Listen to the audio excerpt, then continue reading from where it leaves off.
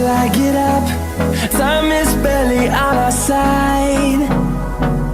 I don't wanna waste what's left. The storms we chase are leading us, and love is all we'll ever trust. Yeah, no, I don't wanna waste what's left. And on we'll go, through the wastelands, through the highways, till my shadow turns to sun rays. And on we'll go, through the wastelands, through the highways, and on we'll go.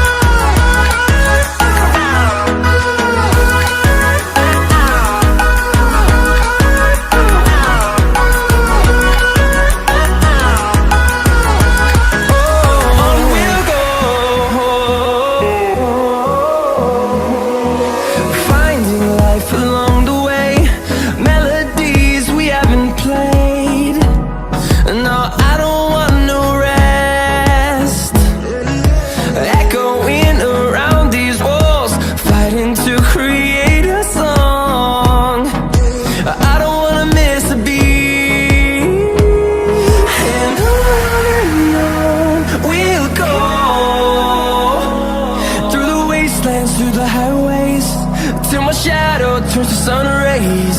And on we'll go, through the wastelands, through the highways, and on we'll go.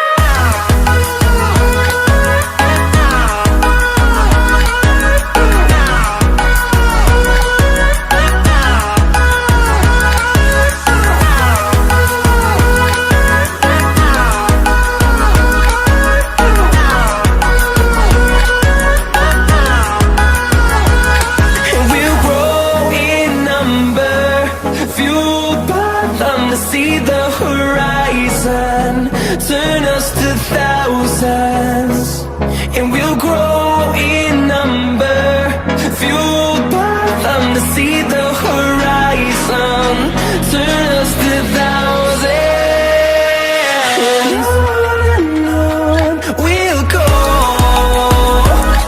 through the wastelands, through the highways, till my shadow turns to sun rays. And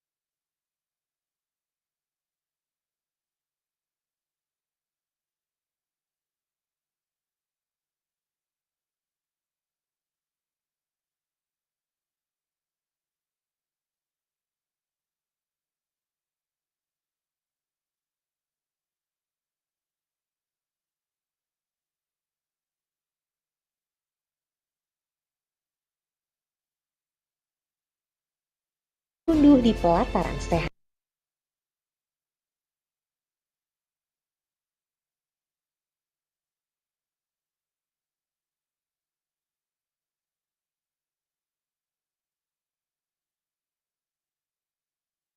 Apabila menyimak seluruh materi. Selesai mengisi post-test, wajib mengisi evaluasi kegiatan. Tandai selesai, rating, dan ulasan kegiatan. Sertifikat akan otomatis terbit di pelataran sehat.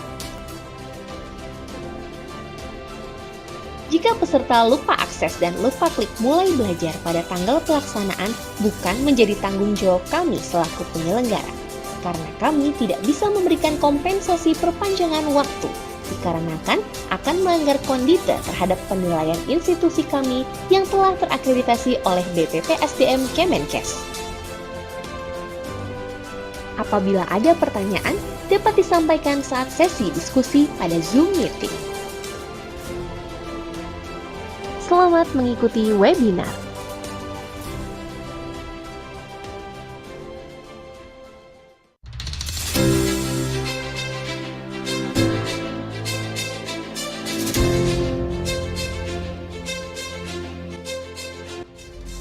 Tata tertib pelaksanaan webinar radiografer.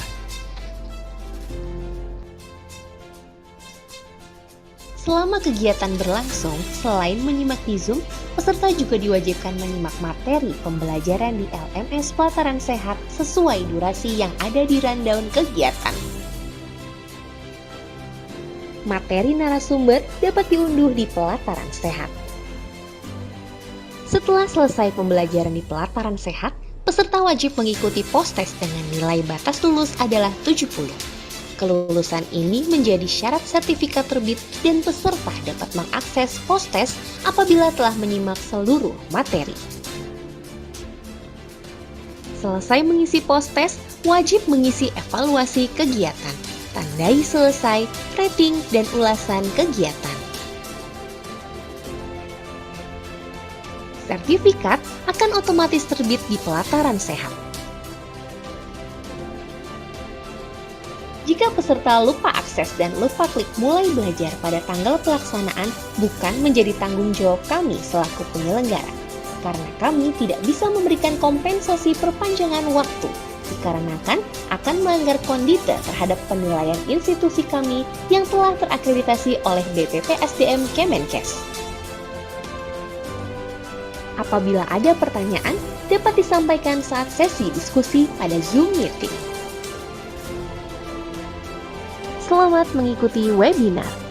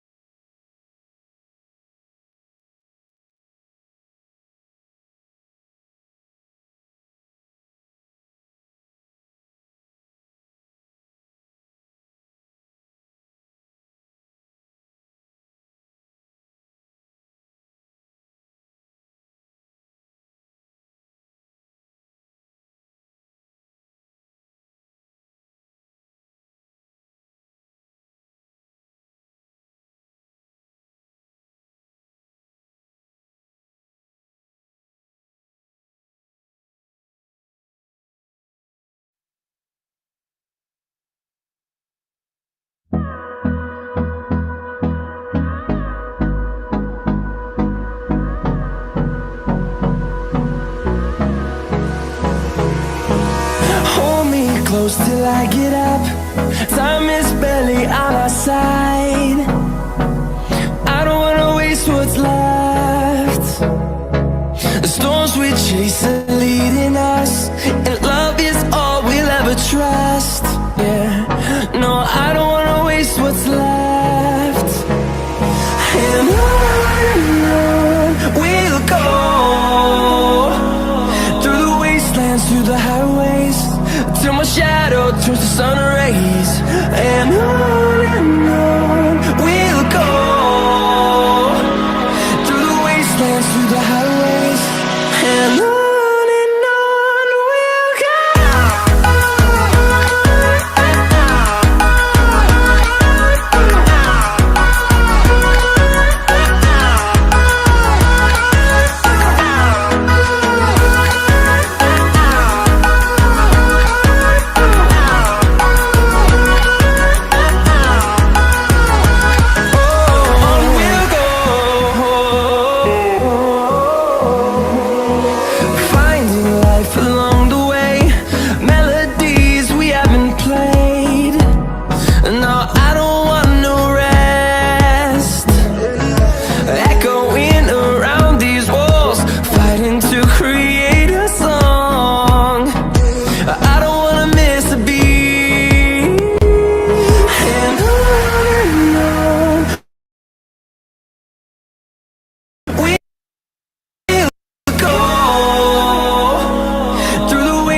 Through the highways, till my shadow turns to sun rays.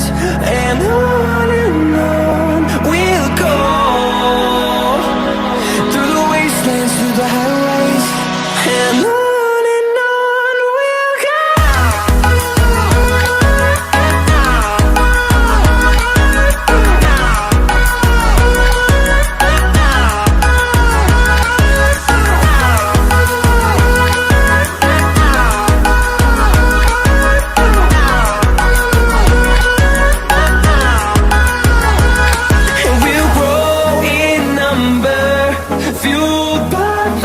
See the horizon turn us to thousands, and we'll grow in number, fueled by them. To see the horizon turn us to thousands, and on we'll go,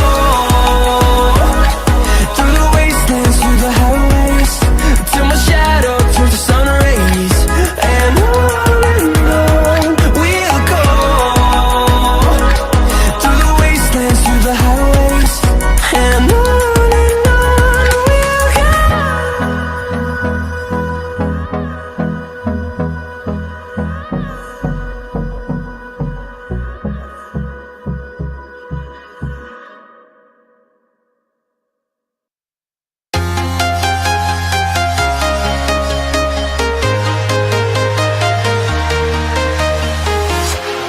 walking alone, the streets are empty.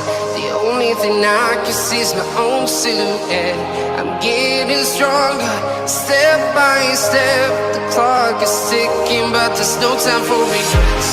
I've been flying from town to town, from London to Taiwan.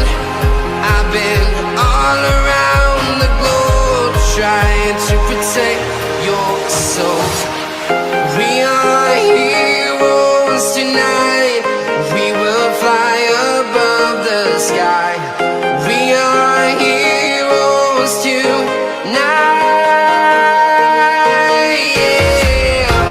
We are heroes tonight. We will fly above the sky. We are heroes tonight.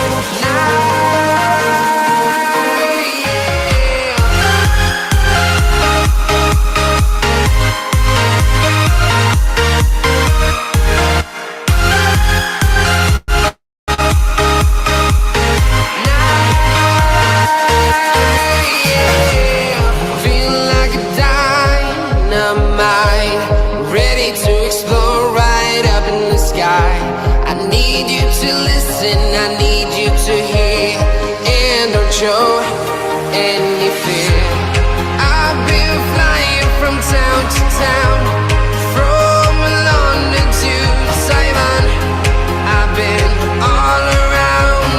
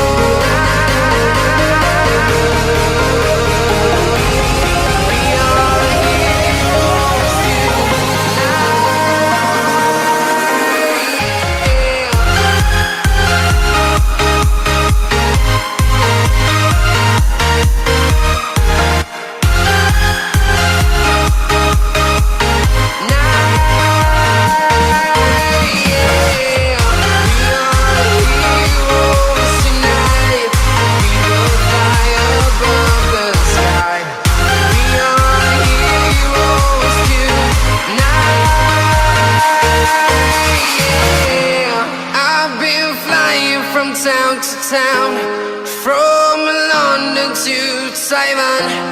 I've been all around the globe trying to protect your soul.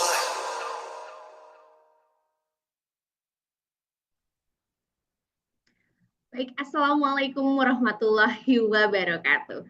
Selamat pagi, selamat datang, dan selamat bergabung untuk seluruh rekan-rekan radiografer Indonesia.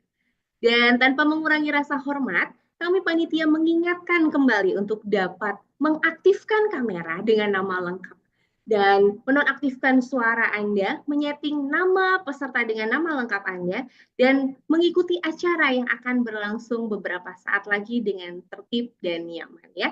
Dan jangan lupa untuk mengisi link absensi yang nanti akan kami share di kolom chat.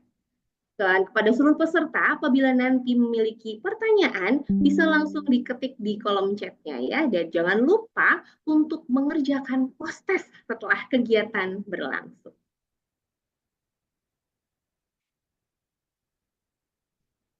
Selamat pagi, salam sejahtera untuk kita semua. Shalom, Om Swastiastu, Namo Buddhaya, dan salam kebajikan. Yang terhormat, Ketua Umum Pengurus Pusat PARI, Bapak Dr. Haji Sugianto, Sarjana Pendidikan, Master of Applied Science MRI, beserta seluruh jajaran pengurus Pusat PARI, yang kami hormati, Ketua Bidang Hubungan dan Kerjasama Luar Negeri, Bapak Dr. Andes Yusuf Iskandar, SST, serta seluruh jajaran panitia, dan tentunya Bapak Ibu rekan sejawat peserta webinar yang berbahagia. Puji syukur mari kita panjatkan kehadirat Allah Subhanahu wa Ta'ala, karena atas berkah rahmat dan karunia-Nya kita dapat mengikuti webinar kali ini dalam keadaan sehat walafiat. Yang webinar kali ini merupakan CPD Radiografer Asia yang ke-44 yang relay langsung dari Jepang dan terintegrasi dengan Siap Pari dan Pelataran Sehat dengan mengusung tema Medical Image Management and Artificial Intelligence Application in the Radiology Department. Dan kami informasikan kembali bahwa Siap Pari yang sudah terintegrasi dengan Pelataran Sehat tentunya merupakan platform pelajaran digital yang dapat diakses oleh seluruh nakes sebagai solusi pengembangan kompetensi kegiatan Indonesia untuk pemerataan knowledge, skill, dan attitude untuk tenaga kesehatan di seluruh Indonesia. Dan tentunya sudah dilengkapi dengan kurikulum dan modul terstandar, media pembelajaran yang interaktif, serta fasilitator yang sangat kompeten di bidangnya. Dan acara webinar yang sangat istimewa ini, saya, Pamela Puspa, akan menjadi pembawa acara selama beberapa jam ke depan. Sebelum memulai acara pada pagi hari ini, izinkan saya membacakan susunan acara. Pertama, pembukaan, kedua, menyanyikan lagu Indonesia Raya dan Mars Pari, laporan Ketua Penyelenggara CPD Asia ke-44, sambutan Ketua Umum PARI sekaligus membuka acara, foto bersama, sambutan dari JART, materi-materi, diskusi tanya-jawab, dan penutup.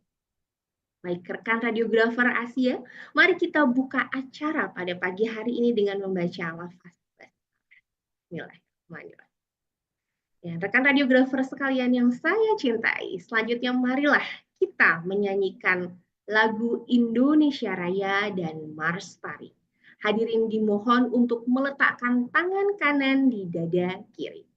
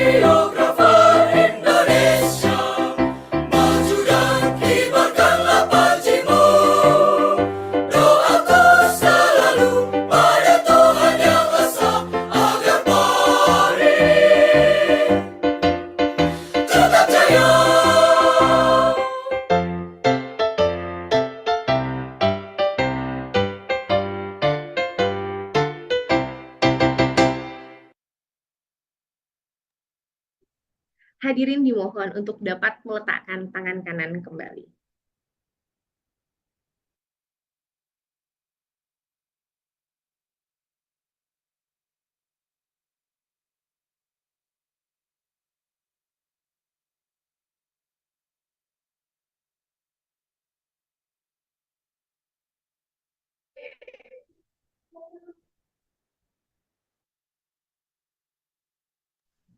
Acara selanjutnya adalah laporan dari Ketua Penyelenggara CPD ASIA yang akan disampaikan oleh Bapak Dr. Andes Yusuf Iskandar SST. Kepada Bapak Yusuf, kami persilahkan.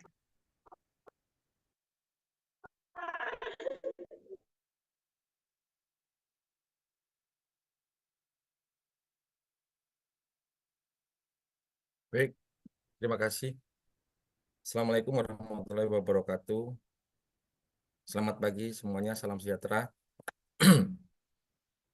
Pada kesempatan kali ini, izinkan kita dari tim CPD yang ke-44, kebetulan juga dengan host dari Jepang.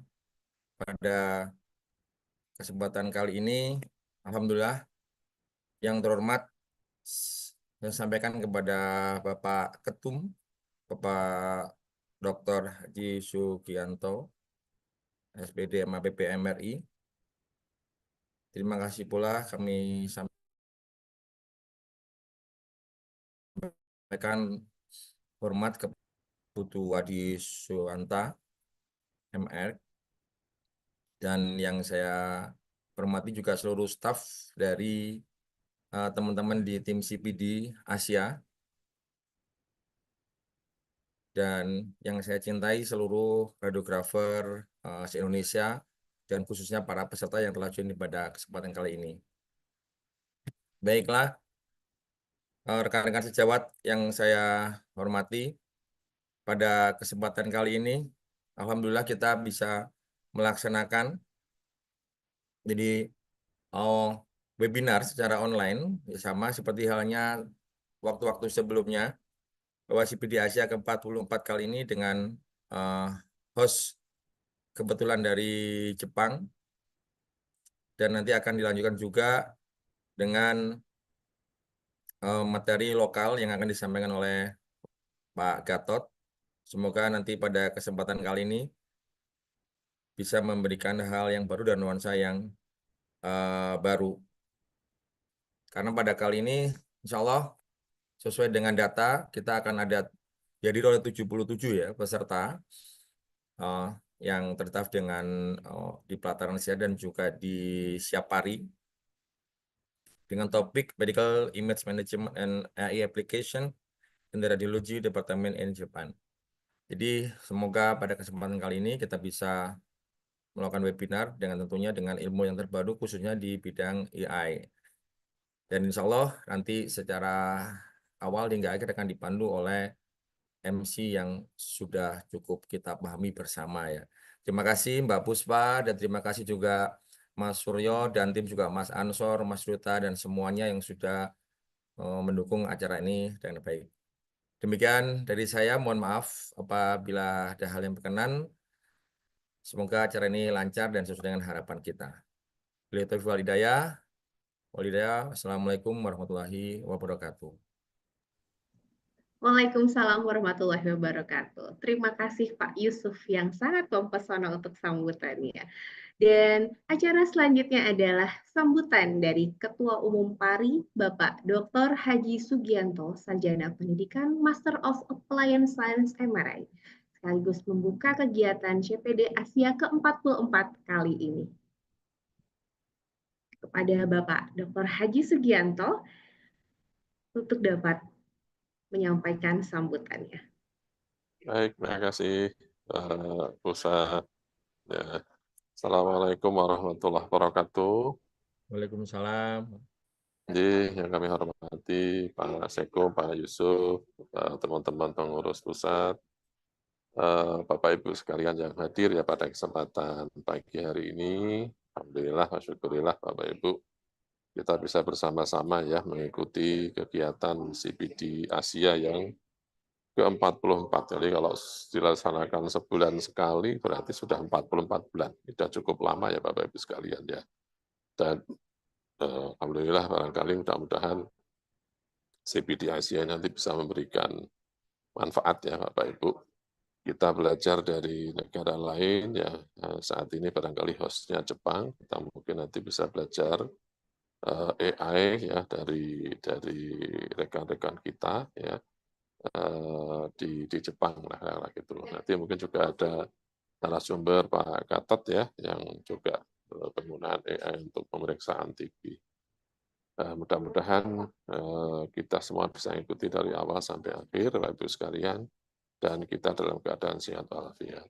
Insya Allah nanti kita rencana untuk Vesmira ya, tahun depan, Bapak Ibu sekalian, kemarin rencana akan diselenggarakan di Labuan Bajo ya Bapak Ibu. Jadi rencana bulan April mungkin dari sekarang ya sudah mulai disiap-siapkan kita kira gitu ya. Nanti mudah-mudahan kita bisa ketemu nanti secara luring di sana ya di Labuan Bajo. Saya kira demikian Bapak Ibu sekalian, sehat selalu, sukses ya, dan kita buka sama-sama dengan bacaan basmalah bersama-sama. Bismillahirrahmanirrahim. Terima kasih. Waktu saya kembalikan ke Mbak Puspa. Baik, terima kasih Bapak untuk sambutannya dan doanya. Semoga Bapak juga sehat selalu ya Pak ya, dan acara hari ini bisa berjalan dengan tertib dan lancar. Amin, amin. Amin ya Rabbal Alamin. Ya, rekan radiografer semua, acara selanjutnya adalah foto bersama. Dimohon kepada seluruh peserta untuk dapat mengaktifkan kamera dan memasang senyum terbaiknya. Dan mohon izin untuk berkomunikasi dengan tim IT dan tim dokumentasi. Apakah Siap-siap. sudah siap? Oke. Tim sudah dokumentasi terbuka siap. semua. Mohon teman-teman untuk membuka kameranya. Ini nggak terlalu banyak, ada 2 layar ya. Oke. Kalau sudah, baik, saya dalam hitungan ketiga ya. Untuk yang pertama. 1, 2, 3. Oke, sebentar. Untuk yang berikutnya. 1, 2, 3. Oke. Ya, cukup. Ibu Puspa, silakan dilanjutkan kembali. Baik, terima kasih tim IT, Mas Duta, dan semuanya. Semoga senyum-senyum terbaik yang terpampang nanti ya Mas ya. Dan kami mengingatkan kembali untuk seluruh peserta, jangan lupa mengisi link absensi dan jangan lupa juga untuk melakukan selfie ya dengan layar webinar Anda atau dengan kegiatan Anda hari ini dengan mengcapture atau meng-screenshot acara kita pada hari ini, selfie sekalian ya, kemudian menguploadnya ke sosial media dengan hashtag CPD Asia ke-44. Sekali lagi dengan hashtag CPD Asia 44. Sebab dengan berbagi pengalaman dan pemikiran Anda melalui media sosial dan hashtag resmi acara kita pada hari ini, kami dapat melihat dan berinteraksi tentunya dengan kiriman-kiriman postingan Anda. Dan karena webinar kali ini merupakan CPD Asia yang relay langsung dari Jepang dan tentunya terintegrasi dengan Siapari dan Pelataran Sehat, yang merupakan solusi pembelajaran yang terintegrasi tanpa batasan ruang dan waktu. Jadi jangan sampai kehilangan momen kenangannya ya. Dan saya bertanya kepada tim IT, apakah kita sudah bisa di-relay langsung dengan tim Jepang? Sudah terkoordinasi?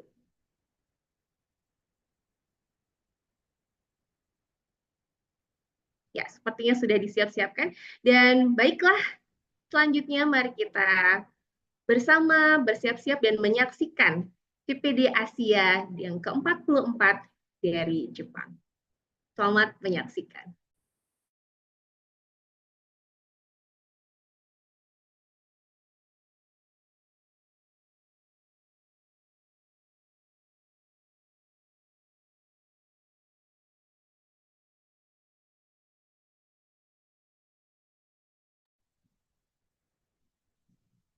Baik, sambil menunggu tim dari radiografer Jepang bersiap-siap, mungkin saya bisa memanggil Mas Duta saat ini untuk berkomunikasi sejenak.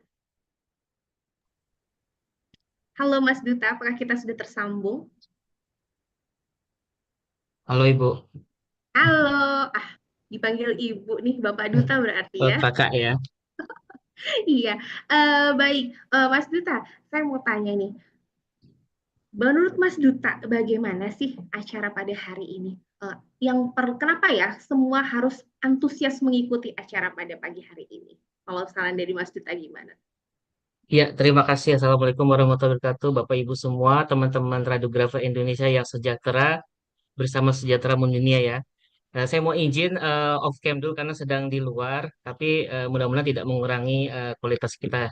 Ya, untuk apa namanya, untuk kegiatan hari ini memang seperti yang sudah disampaikan sebelumnya, bahwasanya CPD Asia itu kan berarti kita bisa mendapatkan sharing-sharing informasi dari teman-teman radiografer, tapi yang ada di luar Indonesia gitu ya, di mana kultur, budaya, kemudian apa namanya pembelajaran sama experience pasti kan akan berbeda dengan kita di Indonesia. Mudah-mudahan dengan adanya apa namanya tukar informasi yang setiap hari berubah gitu kan. Kan yang bulan lalu kita pernah mengadakan di mana di Palestina, pernah mengadakan juga di Vietnam, kemudian pernah juga kita sendiri ya di Indonesia itu tahun bulan Juli kalau nggak salah itu ternyata memang karakteristik sangat berbeda sekali gitu. Jadi di sini teman-teman radiografer walaupun kita kerja di rumah sakit daerah, rumah sakit apa namanya, rumah sakit di pemerintahan gitu, tapi kita bisa tahu juga, oh ternyata di luar negeri itu seperti itu ya, nggak jauh beda sama, bukan nggak jauh beda, kualitasnya itu sama kita, cuman beda tempatnya saja gitu. Tinggal tinggal kita kalau misalkan mau bisa berinteraksi lagi dengan mereka nanti, tinggal kita menguatkan skill mungkin bahasa Inggris kali ya Kak Puspa ya, supaya kita bisa ngobrol. Padahal tindakannya sama juga, megang CT scan juga, MRI juga, X-ray-nya juga, karena kan mereknya juga sama gitu. Seperti itu Kak Puspa. Iya, baik. Dan apalagi untuk tema acara pagi ini ya, eh, mengenai artificial intelligence ya Mas Duta ya, image manajemennya bagaimana, artificial intelligence-nya yang ketika diaplikasikan di departemen radiologi masing-masing, saya rasa ini akan jadi bahasan yang menarik sekali untuk perkembangan dunia radiografi di Indonesia tentunya ya. Karena tidak semua rumah sakit atau belum semua rumah sakit menggunakan aplikasi AI ini. Kalau di rumah sakit Mas Duta sendiri bagaimana Mas Duta? Boleh diceritakan mungkin? Iya, jadi pasti teman-teman kalau melihat acara ini kan di host oleh Jepang ya. Dan Jepang itu kan secara apa namanya, secara pikiran bawah sadar kita tuh, kita kepikirannya tuh pasti mereka mempunyai teknologi yang Teknologi, super betul sekali. canggih lah ya. Mereka bisa punya alat sendiri, mereka pakai sendiri di rumah sakit sendiri. Jadi mereka buat sendiri, mereka pakai sendiri, mereka kembangkan sendiri, itu kan pasti kan ada sesuatu yang berbeda. Nah, makanya tadi salah satu materi itu kan ada tentang pengalaman mereka di suatu rumah sakit itu tentang penggunaan AI. Nah, itu nanti bagus banget supaya kita bisa mengetahui implementasi AI di Jepang itu seberapa jauh sih apa namanya pemanfaatannya gitu. Dan nanti kan kita juga bisa mengaca di rumah sakit kita sendiri. Oh, seperti ini gitu. Kalau misalnya di tempat saya kan kerja di rumah sakit pusat Pertamina ya, di mana pasti alatnya tuh mereknya pasti teman-teman hampir sama kita punya. Ada merek A, merek B, merek pasti sama gitu. Cuman tempatnya saja berbeda rumah sakitnya. Tapi kalau misalkan untuk tahun 2020 ke atas tuh hampir di semua vendor-vendor kalau misalkan kita dengar mereka presentasi pasti mereka selalu masukkan ininya AI-nya. Entah itu AI dalam memudahkan diagnosa bagi si dokter atau mungkin AI memudahkan kita sebagai radiografer misalkan dengan pasien berat sekian, tinggi sekian, kasus sekian tuh langsung ke itu tuh nongol itunya apa namanya parameternya. Jadi kita nggak perlu ngeklik sana ngeklik sini lagi gitu. Apalagi kalau misalkan AI berbasis machine learning ya. Jadi mereka bisa belajar dari pengalaman pemeriksaan sebelumnya. Mereka bisa memberikan rekomendasi sama kita ketika kita mau melakukan pemeriksaan yang akan datang. Seperti itu Kak Puspa. Iya, betul sekali Mas Duta. Dan sepertinya ada satu hal lagi yang lupa mungkin kita sampaikan bahwa mindset dari penerimaan kita sendiri baik dari masyarakatnya sebagai pasiennya atau dari kita sebagai pelaku atau tokoh utama dari dunia radiologi ini sendiri ya Mas Duta ya. Karena dari aroma atau mendengar istilah AI-nya saja sudah banyak yang mungkin pro dan kontra. Yang pro pasti bisa memudahkan kerja kita dong gitu. Tapi ketika berkomunikasi dengan apakah ini akan kontra dengan pekerjaan kita, apakah akan merebut pekerjaan kita dan lain sebagainya. Nah, jadi untuk teman-teman bisa nanti menyimak ya dengan baik dan mungkin kalau ada pertanyaan bisa langsung diketik di kolom chat karena saya yakin untuk materi-materi kita pada hari ini akan menjawab semua pertanyaan yang mungkin terbesit atau malah sudah sering ditanyakan tapi belum dapat jawabannya. Ya begitu, bukan begitu Mas Duta? Iya benar Kak Puspa.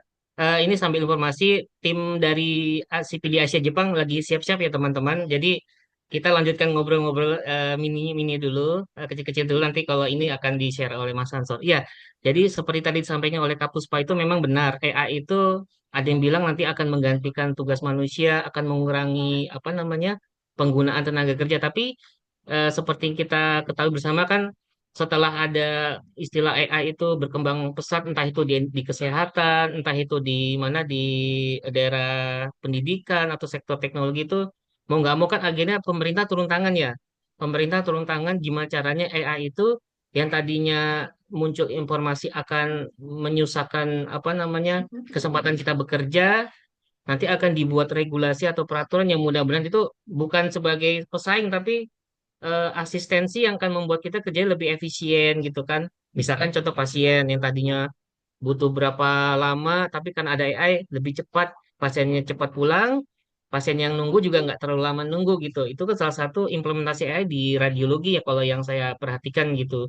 Baik di karena saya kerja di kedokteran nuklir kan juga apa namanya pernah ada juga pengalaman seperti itu. Jadi waktu tunggu itu nanti akan sangat efisien banget, otomatis kan pasti kepuasan pelanggan itu jadi naik ya. Itu bagus Iya. banget buat indikator mutu untuk akreditasi itu.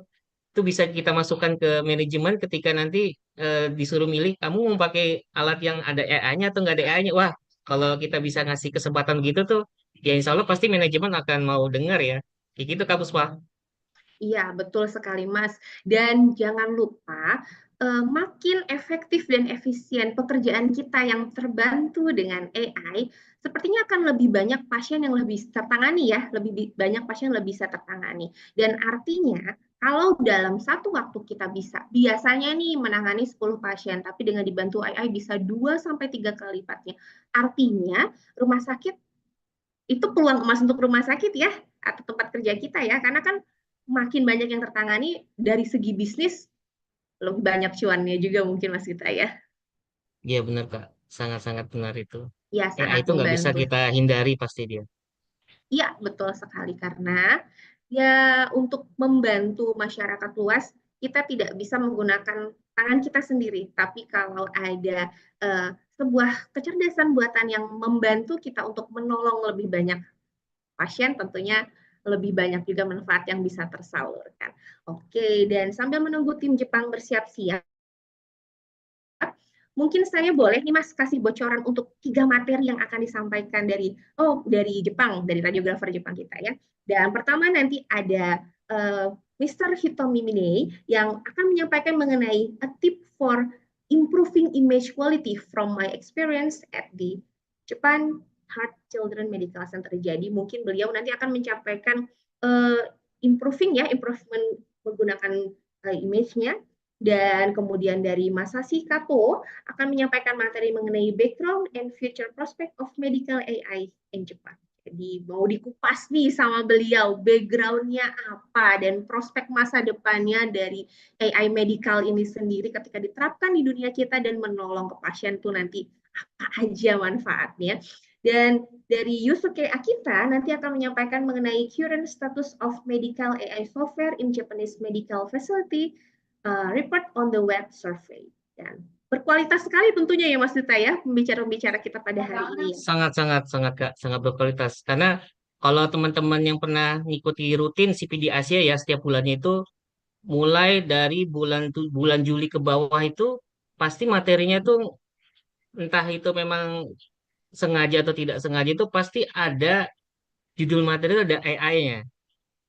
Pasti Iya, ada AI-nya. Mau kemarin kita pernah ngupas tentang CT scan ya, kemudian pernah ada MRI, pernah ada X-ray, bahkan apa namanya di alat kedokteran nuklir pun juga ada AI. Jadi hampir semua bidang itu mau nggak mau ada AI ya, karena ya sekarang Jangankan untuk kesehatan gitu, kita aja mau datang ke rumah sakit untuk pemeriksaan ronsen aja radiologi, kadang pakai AI. Bahkan kita yang misalkan baru bangun tidur rebahan gitu, mau ke rumah sakit, tinggal buka Gemini atau Chat GPT. Nanti kalau saya ke rumah sakit periksa ini, saya butuh berapa lama? Di-share tuh merek ini begini, merek itu begitu. Terus udah gitu, saya mau naik mobil atau motor ya, tanya AI lagi. Terus sampai rumah sakit, pendaftaran ada AI-nya lagi gitu kan. Sampai kita ketemu radiografernya, ditanya bla bla bla bla, buka handphone, AI lagi. Jadi ya mau nggak mau AI itu udah masuk ke sendi-sendi kehidupan ya. Tapi alhamdulillahnya AI itu sudah bisa kita manfaatkan rasanya di eh, radiologi sebagai radiografer pasti kita juga akan senang ya karena AI itu ternyata nggak cuma di handphone saya alat yang saya pegang pun juga ada AI itu ada segi segi apa kebanggaan ya kan Kapuspa kan juga pakai ultrasonografi ya Ya. ultrasound ya itu pasti juga akan apa ada impactnya itu untuk AI Kak seperti itu. Iya, untuk contoh nyatanya mungkin saya boleh share di sini. Ada AI yang biasanya kalau kita melakukan pemeriksaan USG itu Mas Duta ya, untuk mengukur prostat kita harus mengukur dari titik ke titik. Ada 3 posisi yang harus kita ukur dan itu diukur manual. Nah, bayangkan ketika kita menggunakan AI yang dengan ditotol aja sekali klik itu dia udah langsung mengukur area tersebut gitu. Jadi ya memudahkan sekali dan benar-benar efektif dan efisien banget, membantu banget sih kalau menurut saya ya. Dan oh iya Mas Duta, boleh nggak nih coba di spoiler di akhir materi nanti setelah 3 pembicara Jepang kita punya 1 pembicara dari Indonesia yang namanya sudah luar biasa dan saya rasa akan memberikan informasi yang sangat up to date. Boleh di-share Mas Duta? Ya, Siapa beliau ini? Spoiler dulu. eh beliau itu yang pasti seorang pengajar yang mendedikasikan hidupnya ya. Saya bilang hidupnya karena beliau sudah sangat-sangat senior sekali, guru saya juga, guru Kak Puspa juga. Tapi beliau masih tetap intens mengajarkan tentang radiologi, radiografer. Bukan mengajarkan, bahkan membantu untuk mengembangkan pendidikan radiografer itu tidak cukup di tingkat diploma saja. Oh, perlu sampai tingkat sekarang sudah sampai magister terapan ya. Nanti mudah-mudahan bisa sampai ke doktor terapan. Jadi beliau itu kan namanya adalah Bapak Gatot Murtiwibowo. Beliau itu pernah sekolah yang materi kuliahnya itu tentang quality control, quality assurance. Itu beliau tuh di Thailand dan nanti juga apa namanya materi yang akan beliau bahas juga berhubungan sama basic ilmunya beliau, Kak Puspa. Jadi di situ Iya. kita akan belajar bagaimana sih sebenarnya kedalaman dari AI itu masuk ke sendi-sendi teknologi alatnya. Kalau tadi kan kita ngomong fisik ya. Nanti beliau akan bicara terkait softwarenya, apa perangkat lunaknya, gimana caranya sih kasus-kasus ini kan kalau teman-teman sudah baca di mana flyer ya, itu kan apa namanya pembahasan terkait TB, penyakit TB. Nah, TB itu apa namanya seperti kita ketahui bersama kan juga pasti ada sesuatu yang memang butuh bantuan teknologi untuk bisa lebih intensif memberikan diagnosa.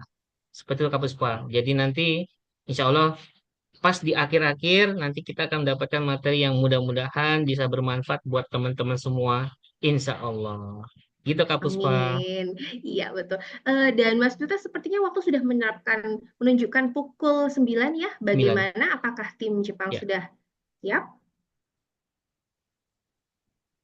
Ya, sambil menunggu teman-teman ya, kita coba konfirmasi ke tim IT.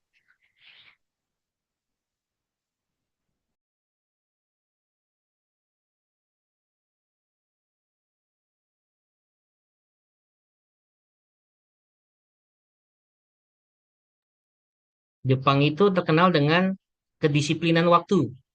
Di itunya mereka bilang jam 9 sampai jam setengah 11 ya. Kita lihat, kita lihat. Mungkin beberapa detik lagi Ya, sih, beberapa detik lagi sepertinya siap, karena siap. sudah on the way. Sambil Baik. menunggu teman-teman yang belum masuk ya ke Zoom ya, Kak Puspa ya. Iya, betul sekali. Cuman yang oh iya, mungkin teman-teman di sini bisa sambil menyiapkan catatannya ya, catatan-catatannya. Jadi mana poin pentingnya bisa dicatat. Dan jangan lupa nanti ada post-test ya Mas Duta ya di akhir kegiatan hari ini teman-teman wajib mengerjakan post-test dan saya ingatkan sekali lagi post-test hanya dikerjakan satu hari setelah acara ini berlangsung. Jadi kalau bisa langsung diselesaikan, jadi mohon disimak materinya agar bisa menjawab pertanyaan nanti dengan mudah. Karena kalau sudah di-close, tidak diselesaikan, artinya SKP-nya hangus ya Mas Duta ya. Iya, teman-teman tadi kan bagi teman-teman yang hadir-hadir di awal di jam antara jam 8 sampai jam setengah 9 itu kan sempat melihat itu ya video terkait pelataran sehat ya. Mungkin sambil menunggu kita tersambung dengan radiografer Jepang, saya sedikit mengingatkan kembali bahwasanya pelataran sehat itu saat ini lebih ketat dalam hal pelaksanaan untuk webinar ya Kak Puspa ya. Di mana yang biasa dulu kita pernah bebas ikut apa webinar kemudian waktu untuk evaluasinya itu bisa berhari-hari gitu. Kesininya setelah banyak yang apa namanya yang mengikuti, Kemenkes juga mulai melakukan perbaikan dan pembenahan di sistem, akhirnya mulai lebih didisiplinkan tuh. Misalkan kita mau melakukan webinarnya tanggal berapa, pesertanya berapa, kemudian nanti output dari peserta itu untuk mendapatkan SKP itu apa, itu tetap ada. Dan yang lebih ditekankan ada teman-teman yang hadir di sini maupun yang live streaming YouTube ya. Kita juga ada live streaming YouTube mungkin yang agak kendala di Zoom. Ketika nanti sudah selesai, kami akan menginformasikan apa namanya terkait berapa lamanya teman-teman boleh mengakses pelataran sehat sampai mendapat SKP. Jadi mudah-mudahan ketika sudah kami infokan segera tuh buka handphonenya, buka YouTube, buka komputernya tuh, cari sinyal terbaik. Kalau perlu Untuk kalau teman-teman dapat ada kesulitan di informasinya ya. iya, kalau ada kesulitan di sore hari, maksimal kalau bisa di malam hari tuh yang sinyalnya Oke. gaspol tuh. Seperti itu Kak Puspa. Iya. Baik Mas Duta, sepertinya tim Jepang sudah mengkonfirmasi bahwa mereka sudah Siap, berlangsung. siap. Ya, Terima kasih. baik teman-teman, mari kita saksikan bersama CPD Asia ke-44 yang relay langsung dari Jepang. Selamat menyaksikan.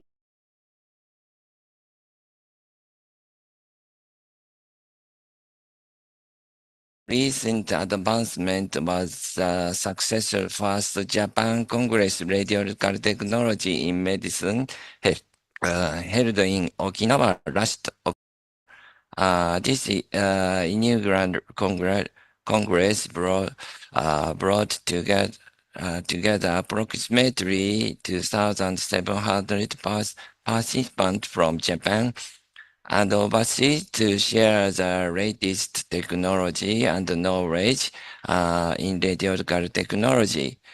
Co-hosted with the Japan Society of Radiological Technology, JSRT, this Congress marked a significant step forward in strength the tie between with organizations together. We are especially honored to welcome the president of RT societies and associations from several Asian countries. Thank you for your participation and support. I'd also like to highlight a recent development in Japan. A revision of the Radiological Technologies Act now require all practicing radiological technologists to complete training program designed by the Japanese government, MOH. To date, more than 30,000 technologies representing more than 50% of the RT in Japan have completed these programs.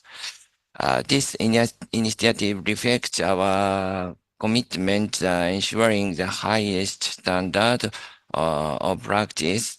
It is also noteworthy that with the introduction of new license for radiological technologies in Japan and younger professional radiological technologists are now qualified administrator contrast media for CT and MRI scans and something.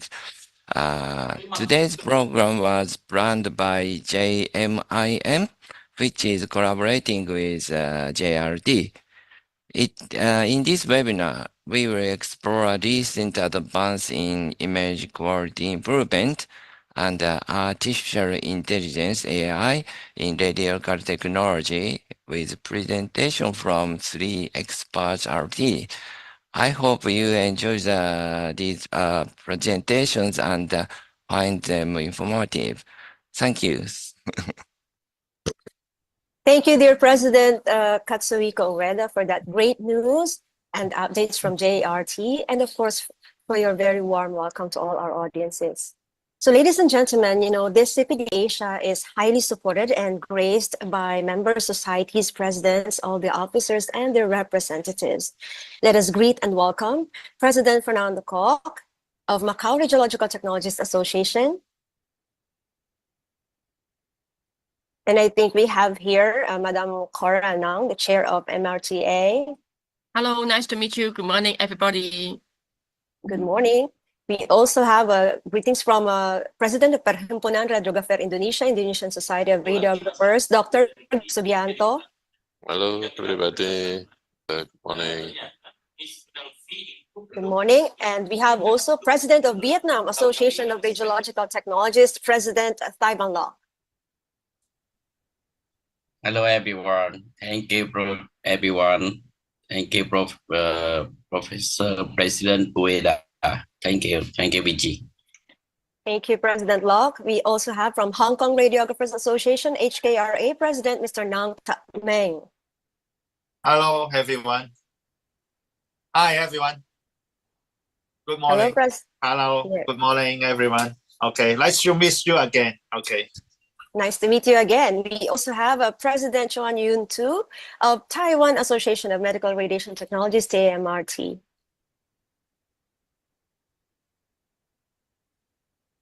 All right, and we have from Singapore Society of Radiographers as our President Chu. Good morning, everyone. Good to see you. Good morning. Thank you, President Ueda, for organizing this, and the Japanese Association for organizing today's CPD Asia session. Looking forward to it. Thank you, President Chung. We also have from President of Malaysian Society of Radiographers, President Mr. Sawal Marsait. Hello, everyone. Good morning. Hi.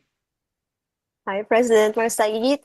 We also have here greetings from President Sophie Lee of the Association of Cambodian Radiological Technologists, from President Muhammad Abdul Ghani, President Palestinian Association of Medical Radiation Technologists, from Indian Society of Radiographers and Technologists, ISRT, President Mr. Mohan Lal Bhagwat, from President of Philippine Association of Radiological Technologists, Mr. Ruben Lorenzo, from Society of Radiological Technologists, we have here Society of Radiological Technologists Sri Lanka President Vitarana Gamej Wimalasena. Hello, good morning, everybody. I congratulate Professor Dr. Ueda for organizing this event. Thank you very much. And I congratulate and see you all. Good morning to all of you. Thank you. Thank you, President Wimalasena. We also have President of the Taiwan Society of Radiological Technologists, President Kui Yan Wu. Hello, good morning. I'm glad to join this conference. Thank you. Good morning, President. Also joining us are our invited panelists. We have here Sir Chin Chun Yu from Denise Chin Chun Chu from Macau Radiological Technologies Association. We have Vice Hello, President good morning, Nelson Wan. everyone. Nice to meet you again. Yes, good morning. We also have Yusuke Akita from the Academic and International Director of Japan Society of Medical Image Management. Vice President Nelson Wan is also here. So all of them will be joining us again later as our panelists. But for meantime, I would like to humbly request everyone's camera to be opened for a short photo session.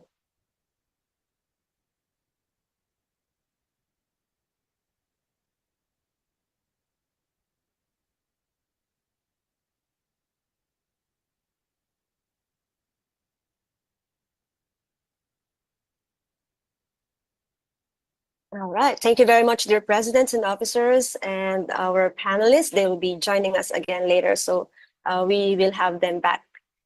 So beginning the session now, let me introduce to you our session moderator. Our session moderator is the Vice President of Japan Society of Medical Image Management. Our moderator, please welcome Dr. Hiroko Yamashina. Thank you, PG, for a kind introduction. So let me begin our seminar today. We have 3 designated speakers. The first one is Miss Mine. She will share some experiences volunteering at Cambodia. And other two speakers will give some insights and input regarding the AI application in the hospital, especially for diagnostic imaging, radiograph imaging readings. So let us start with the first speaker, who is Miss Hitomi Mine.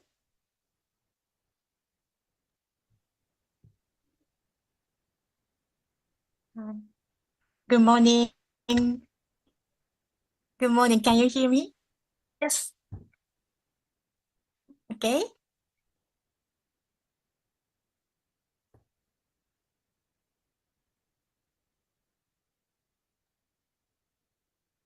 Yes, I can hear you. You can start anytime. OK。じゃあ今から画面を共有しますね。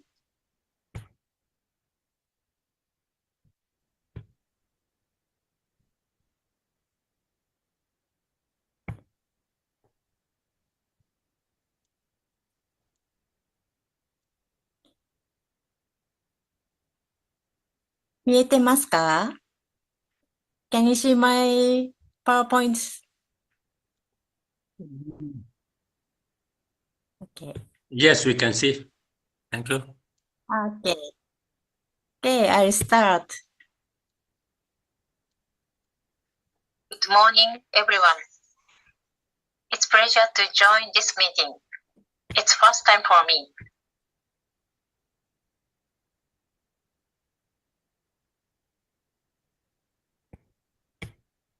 My name is Hitomi Mine.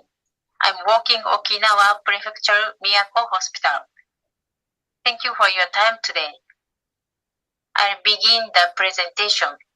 A tip for improving image quality from my experience at the Japan Heart Children Medical Center.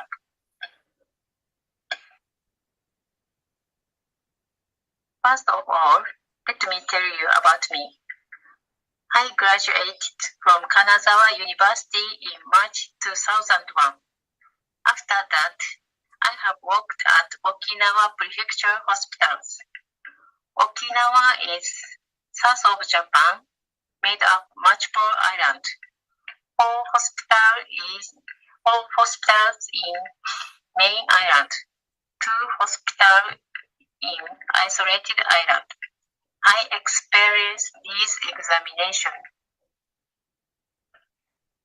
So I started ultrasonographic examination at Yaeyama Hospital about 10 years ago.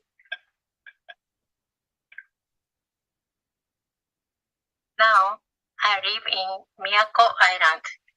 The population of Miyako Island is about 55,000 people. It is surrounded by the sea, very beautiful sea, like this, with high transparency.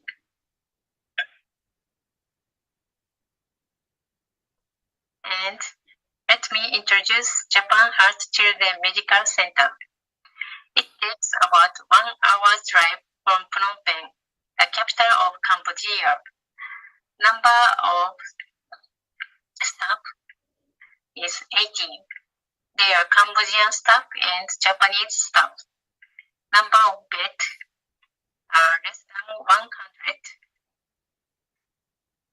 It was a bigger hospital than I expected. And the others partnered with National Ponnell Hospital. It is a local hospital. Recording in progress. This is a photo and view from above. This is Bonnell Hospital area.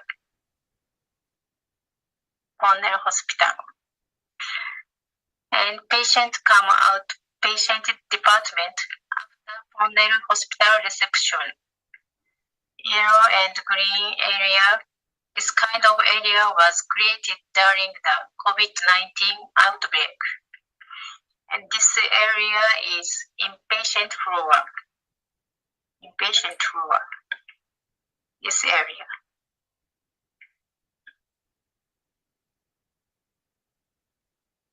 This is the entrance, and this is the entrance to hospital.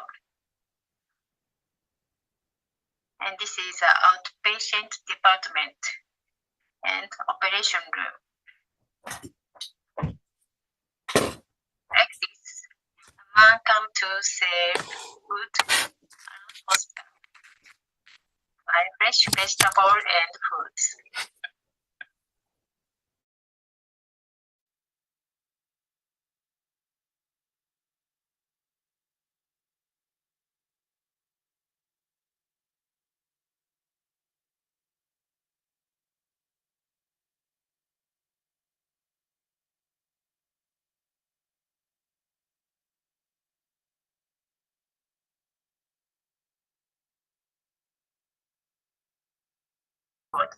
Only paper record. This is urine test.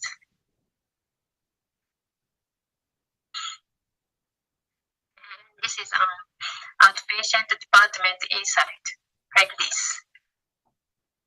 2 or 3 beds and ultrasonographic device. And inpatient floor is like this. Oh, there what I did at Japan Heart Children Medical Center. Clean the imaging plate and change the setting of CR console and add or portable manual.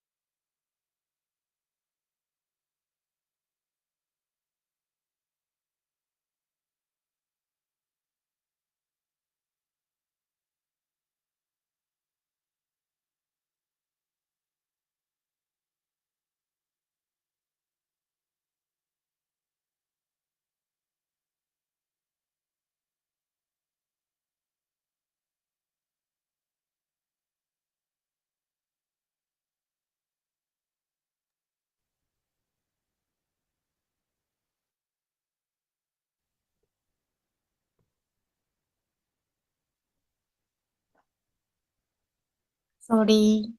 Yeah, Miss Minei, can you slightly go back? Maybe Okay. 2 slides? Yeah. Okay.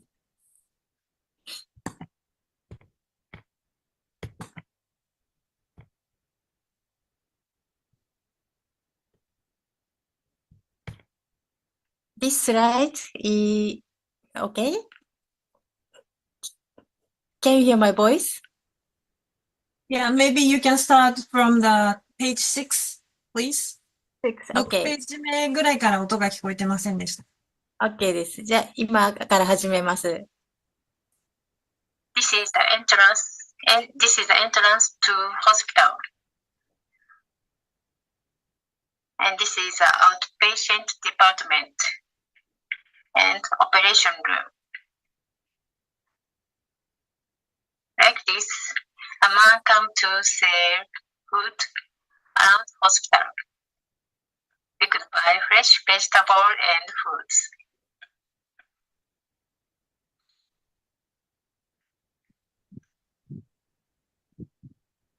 This is outpatient department. Main outpatient department is outside. There is a roof over what looks like a parking. There are no electronic medical record, only paper record. This is urine test.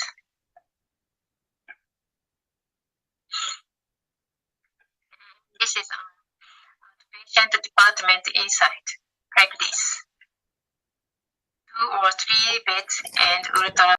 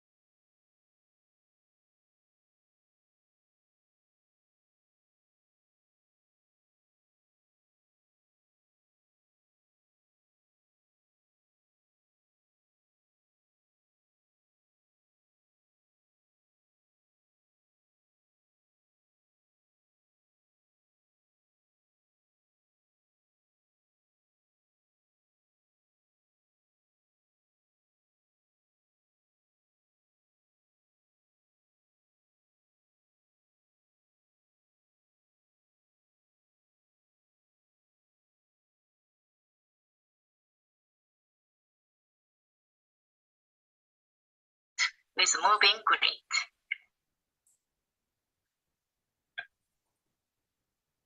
There was a shading plate between the wooden doors. The room's floor was full of dust, and there were a lot of mosquitoes in the room. I cleaned the room. The next day I got there.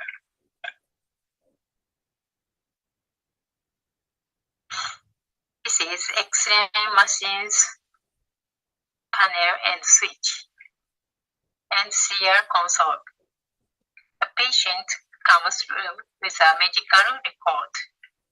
I need to enter the name manually. This computer.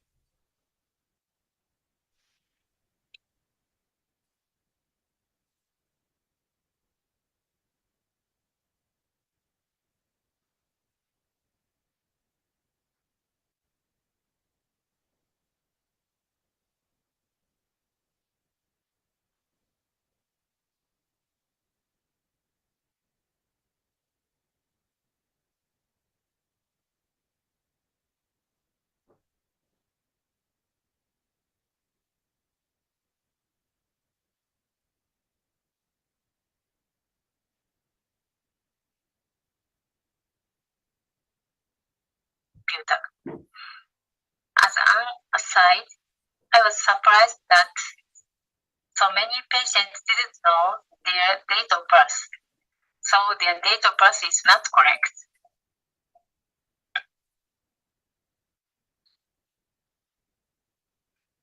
There is no network within the hospital, so I took the images with my smartphone. I send images by my smartphone application messenger, so doctor can see images. This is just one network.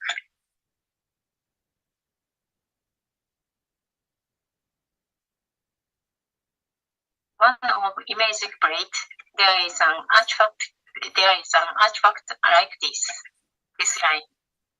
So I cleaned imaging plate. The dirt didn't come off just by wiping it with gauze. I didn't have any tools. I erased it with an eraser and filled the tray with the water to use as a button and check image. Check. After that practice, an artifact was gone.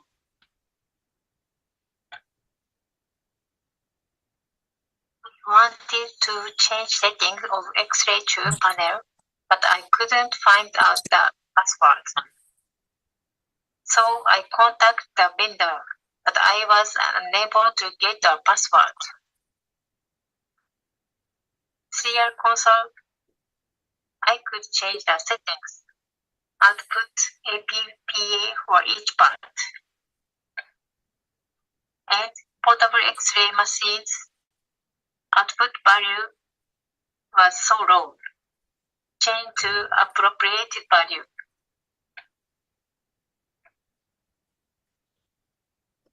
I was asked to give a lecture on X-rays to local staff.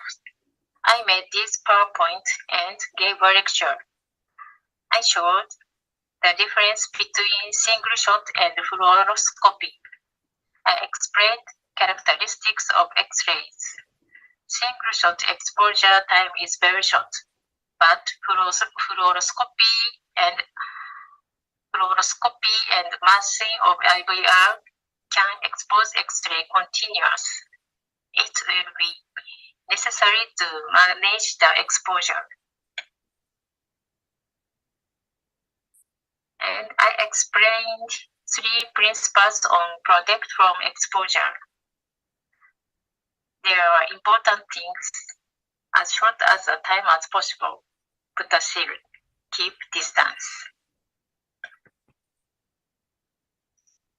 And I explained types of X-ray. We need to protect not only direct X-ray, but also scattered X-ray. And I explained image quality affected by scattered X-ray. As it gets thicker, it increases more and more. Therefore, it has a big impact on images, such as a thick abdomen.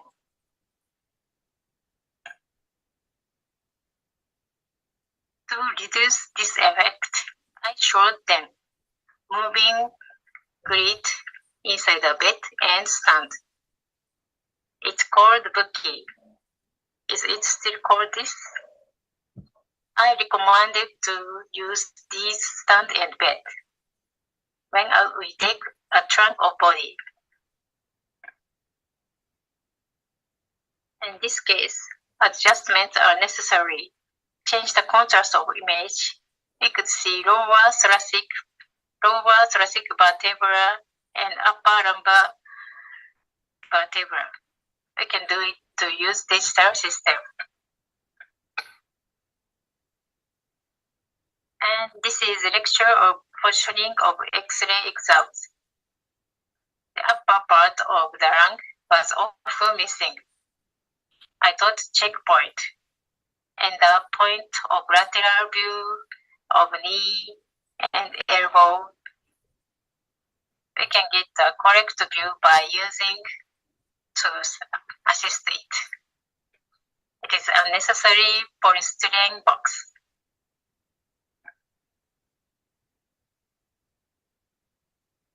And I showed how to get the image of patients in 4 chairs and on the stretcher. And I show how to take image while sitting and lying down. And horizontal exposure.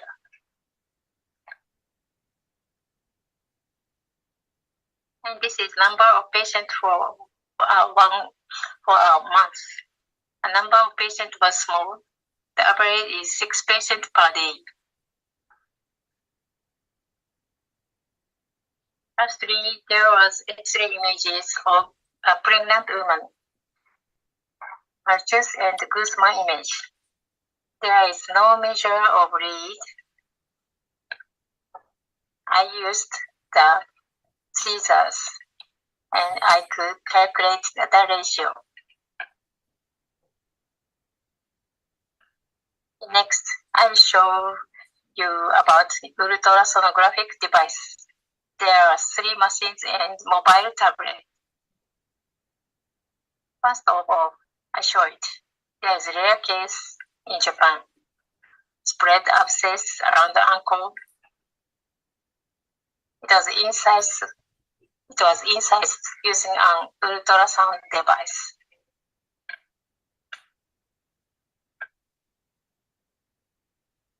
This is neck mass, suffused. Before the surgery, needle biopsy was done.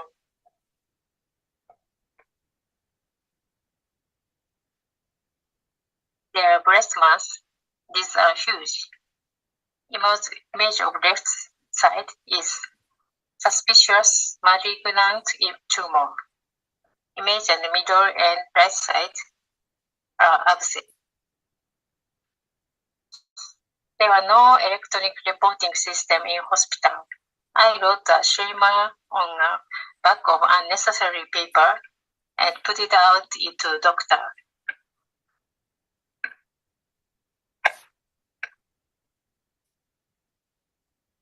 This is US device printer's view. Brightness is too much, so we couldn't see this deep area.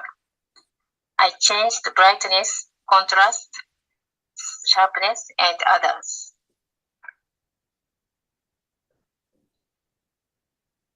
And this is a lecture of ultrasonographic exam to local staffs and doctor and nurse. Using a machine, I did hands-on. Showed how to use devices.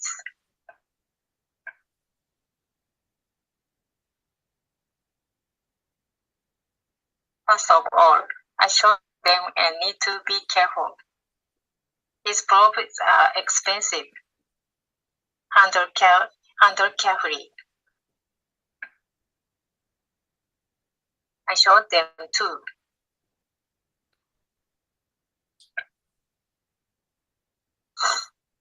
And I showed how to use manual focus. This is focus mark. So to adjust the brightness, change the STC position. The brightness changes so much if the button position are different.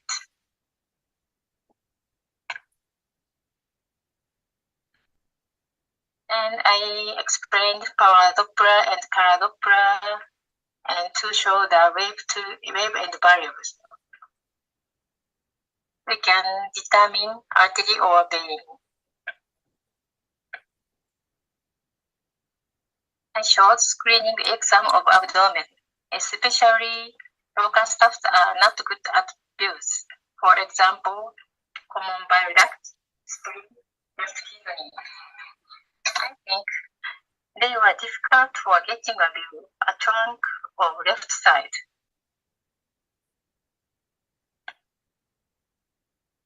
And showed segmentation of liver, the difference between anterior and posterior portal vein,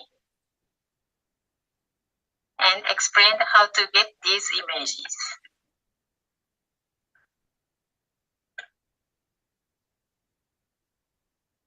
Finally, I want to do more.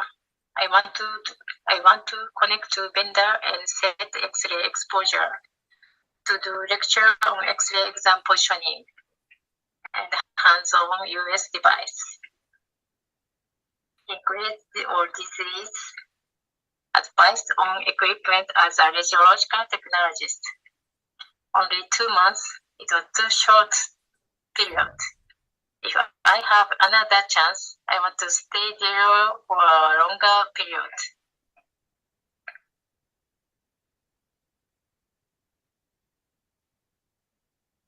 I'm very grateful to them, Cambodian staff, Japanese staff, especially Dr. Kojiro, and former radiological technologist Yuki Kumagaya. I was able to gain very valuable experience.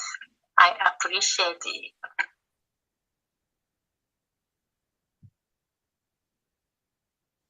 That's all I have to say. Thank you for your attention. ご清聴ありがとうございました。That's all. Yes, thank you very much, Miss Minei Hitomi. Thank you. Your valuable insights regarding how to manage the image quality. So we would like to take some questions and comments after all three speakers finished. So thank you very much, Miss Hitomi Minei. So I would like to pass the button to the speaker. So to invite Mr. Masashi Kato, who is the JSMIM Vice President. Good morning, Mr. Kato. If you are ready, please get started.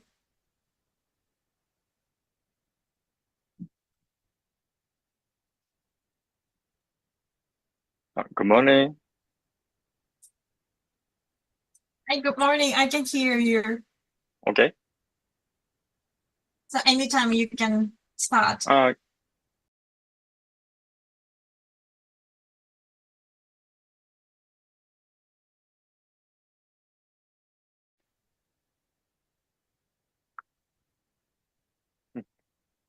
Okay. Thank you for the introduction, JSMIM Vice President Yamashina. Good morning, everyone. Nice to meet you all. My name is Masashi Kato from Hiroshima Kinen Hospital. Would you like to thank you for giving me this opportunity to make this presentation? I have not had much experience presenting overseas, so I'm somewhat nervous. But please forgive me. Today, I'll be speaking on the topic, the background and future prospects of medical AI in Japan. Thank you for your time today. Here is today's contents. First, I'll discuss healthcare AI in Japan as part of the initiatives by the Ministry of Health, Labor and Welfare. Then I'll introduce AI currently in use in medical settings. Finally, I'll present examples in the section Future Expectation for Future AI Using Radiological Images. Let's begin with initiatives by the Ministry of Health, Labor and Welfare to discuss healthcare AI in Japan. Since 2017, Japan's Ministry of Health, Labor and Welfare has launched AI development in 6 priority areas: image diagnosis support, genomic medicine, drug development, diagnosis and treatment support, surgical support, and nursing care and dementia. In 2018, discussions began on additional AI development areas: PHR, AI development platform, improving the efficiency of examination and payment business, and AI hospital, focusing on identifying barriers and exploring solutions. The objectives include creating new diagnostic and treatment methods, establishing an environment where cutting-edge medical care is accessible nationwide, and reducing the burden on healthcare and caregiving staff so they can focus on patient care. Regarding AI hospitals, the goals include developing, building, and implementing an AI hospital system using AI, IoT, and big data technologies, providing advanced, cutting-edge medical service while enhancing efficiency in healthcare institutions, and significantly reducing the workload of healthcare professionals, such as doctors and nurses. Additionally, considerations are being made for building an AI platform, establishing a secure medical information database, automating clinical and nursing records through AI, and introducing data management through secret sharing schemes and secure computation methods. I'll briefly explain secret sharing and secure computation methods. Secret sharing is a method where the original information is split into multiple pieces.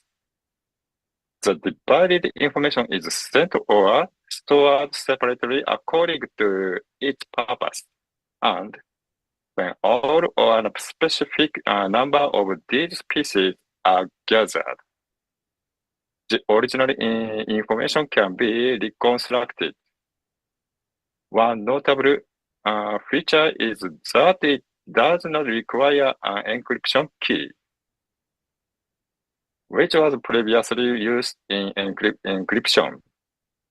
Secure computation is a technique that enables computation on encrypted, distributed data, allowing calculation even if not all data pieces are present. One advantage is that data can remain encrypted during AI trainings. Regarding the problem in AI development, to get a large amount of data for AI training, standardizing electronic medical record information and database is necessary. For efficient AI training, reliable data collection is required. Rare diseases with low case numbers, such as rare cancers, make it difficult to address conditions with limited data, which can slow AI development. There are challenges specific to AI, such as risk management for AI malfunction and bugs. Restriction on the use of medical data due to personal information protection also present challenges. Additionally, the opacity of AI's decision-making process arises from the proprietary nature of development by manufacturer. However, these highlighted issues are expected to be addressed through medical DX, which Japan is working on concurrently. Regarding the previous pages, restrictions on the use of medical data due to personal information protection, part of the guidance on ethical standards for life sciences and medical research involving human subjects, was revised on April 1 of this year. This revision pertains to the partial amendment of the Act of Anonymized Medical Data, utilization for research and development in the field of medicine.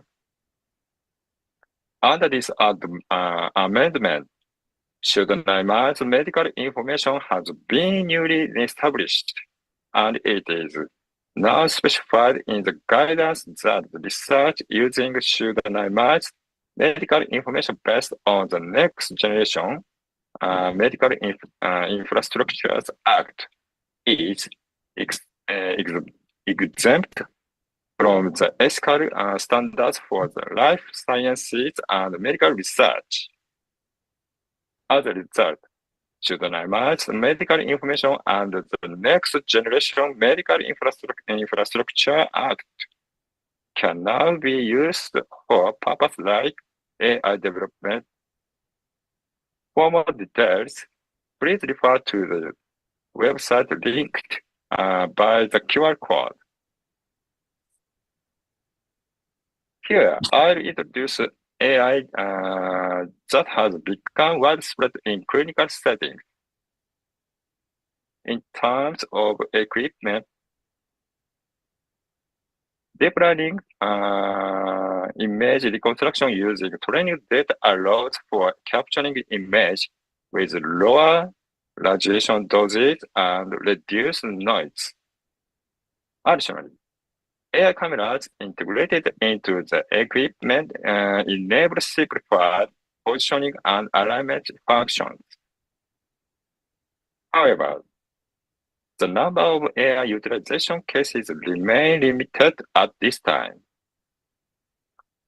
In addition, compared to equipment-related applications, there are numerous examples of AI utilization in support software. However, only about 20 of these have received regulatory approval. Besides the support software listed here, many more exist. Examples of other medical AI applications include chart and analysis and documentation using natural language processing technology. The integration of diagnostic tools such as smartwatches and smart speakers, detection of abnormalities in hospitalized patients using monitoring devices, disease diagnosis through genome analysis, automated medical billing, robotic assistance in surgery, and new drug development. Medical AI development is advancing in a wide range of fields.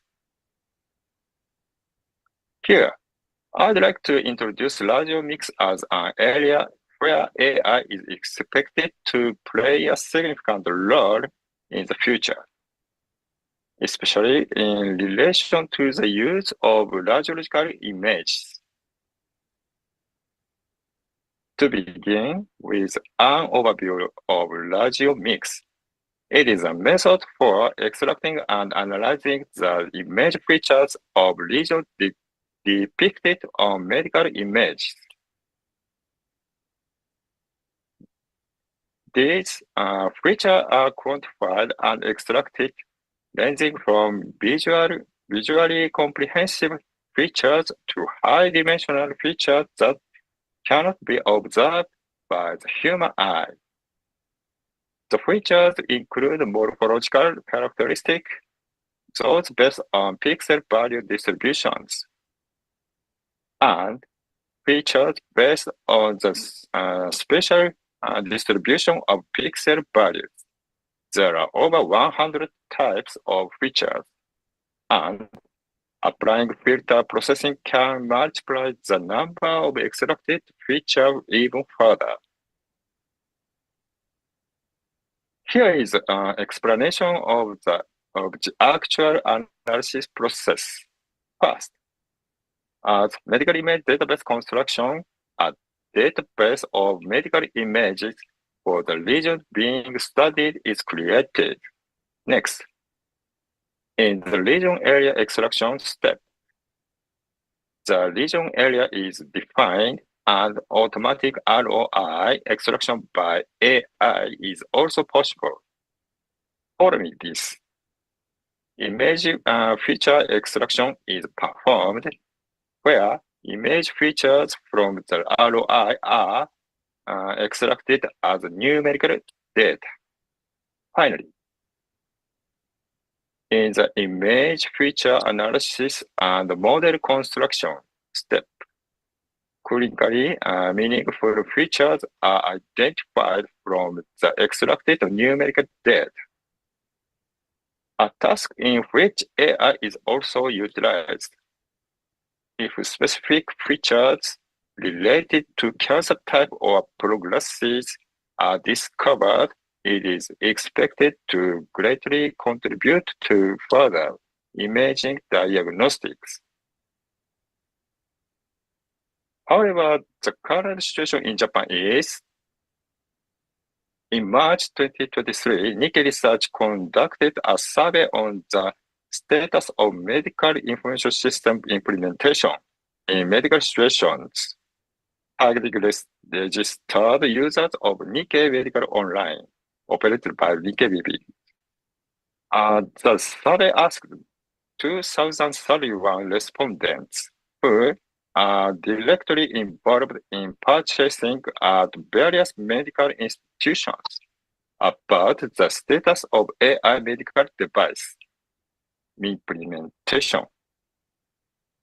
The options include 6 focus areas set by the Ministry of Health, Labor and Welfare Council for promoting AI utilization in the healthcare field as priority areas for AI development.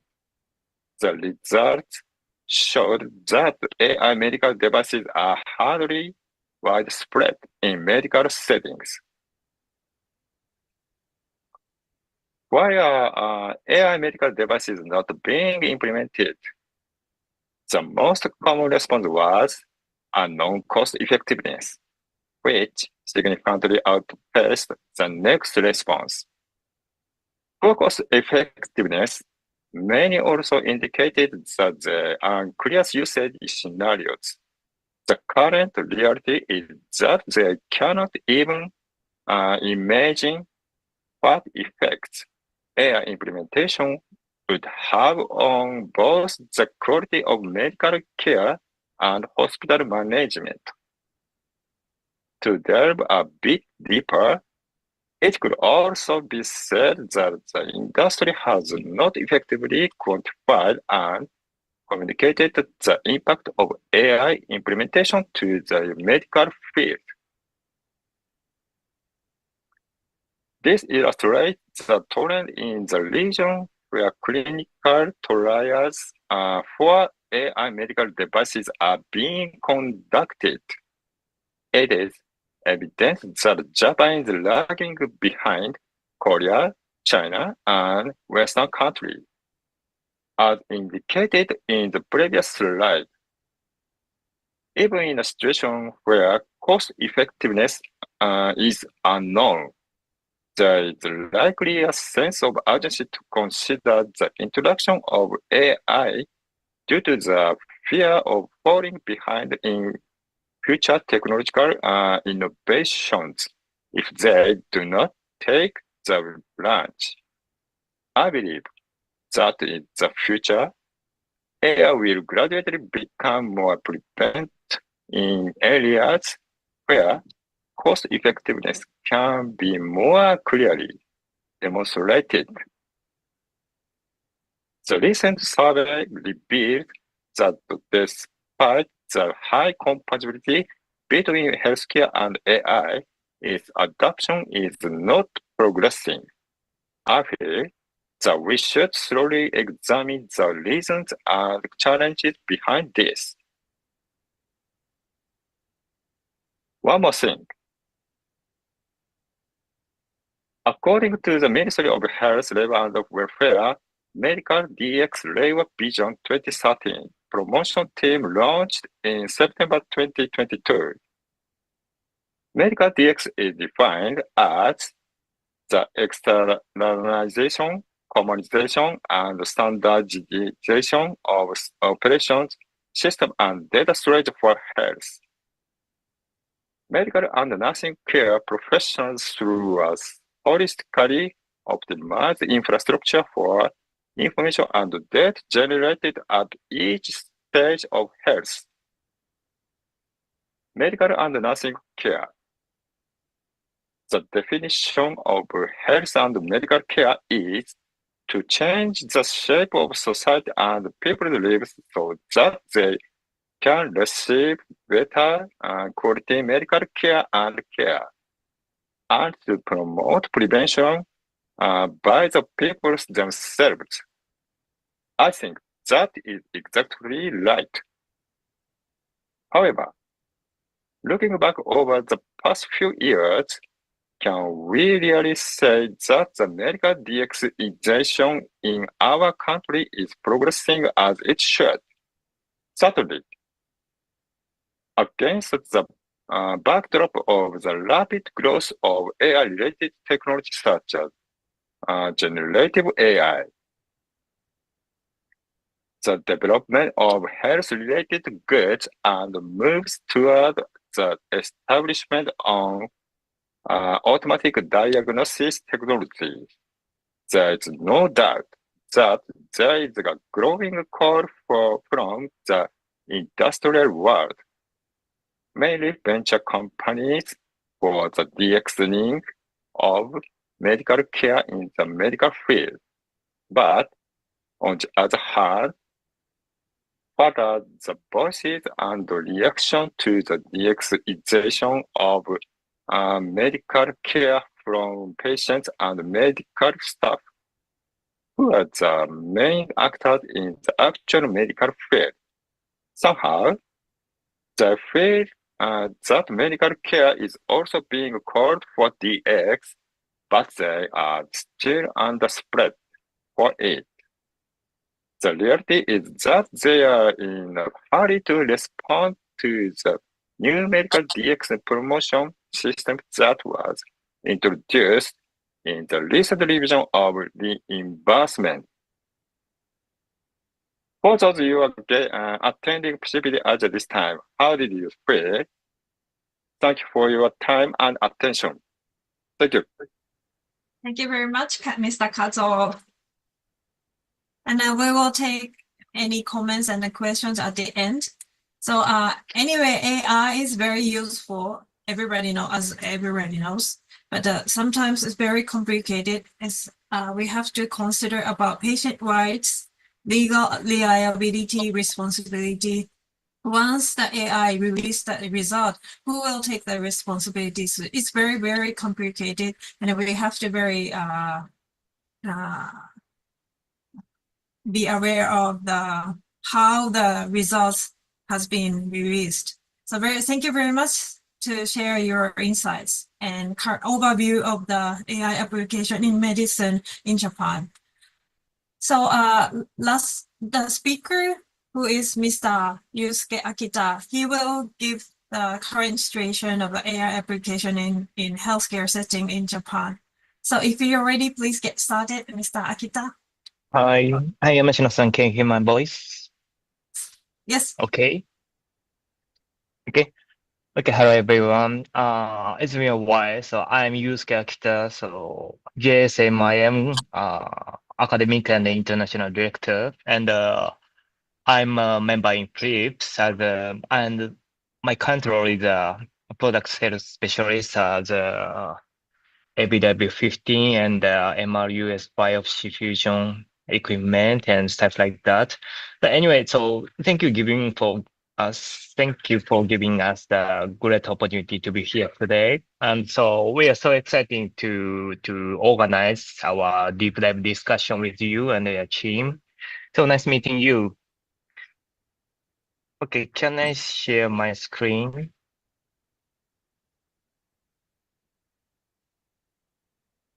So,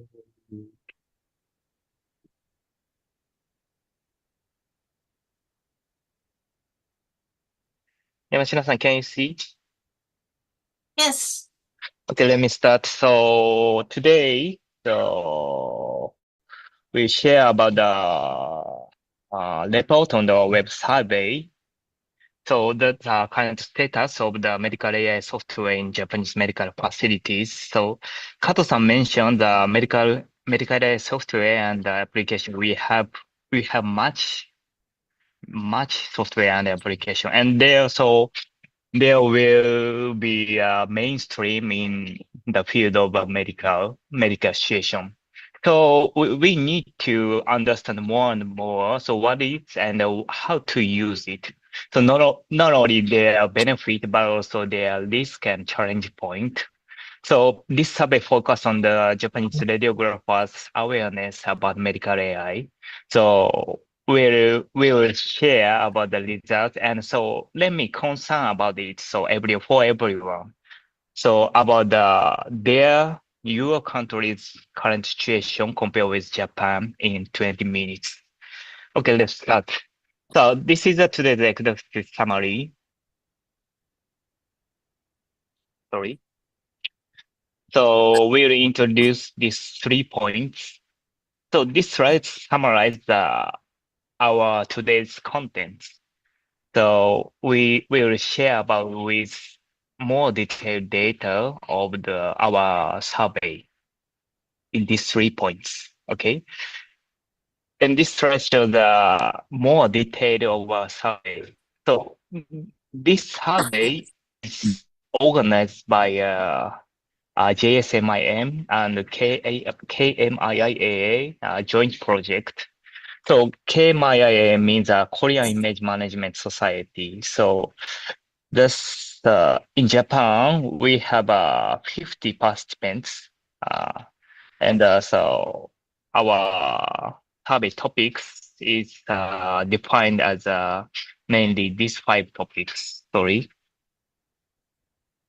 These 5 topics: the participants' attributes and understanding medical DX and medical AI. And number 3 is the application in the field of diagnostic imaging. And number 4, application in workflow support. Workflow support means our radiographers' work style, and so who support our daily job, not diagnostic imaging. Okay. The final, last one is the liability and the future potential of medical AI. So we'll share about these 5 topics. Okay, let me explain. So at first, attributes of participants. So many of JSMI member answered this survey, 15%. So they always support us very gratefully. So I appreciate it.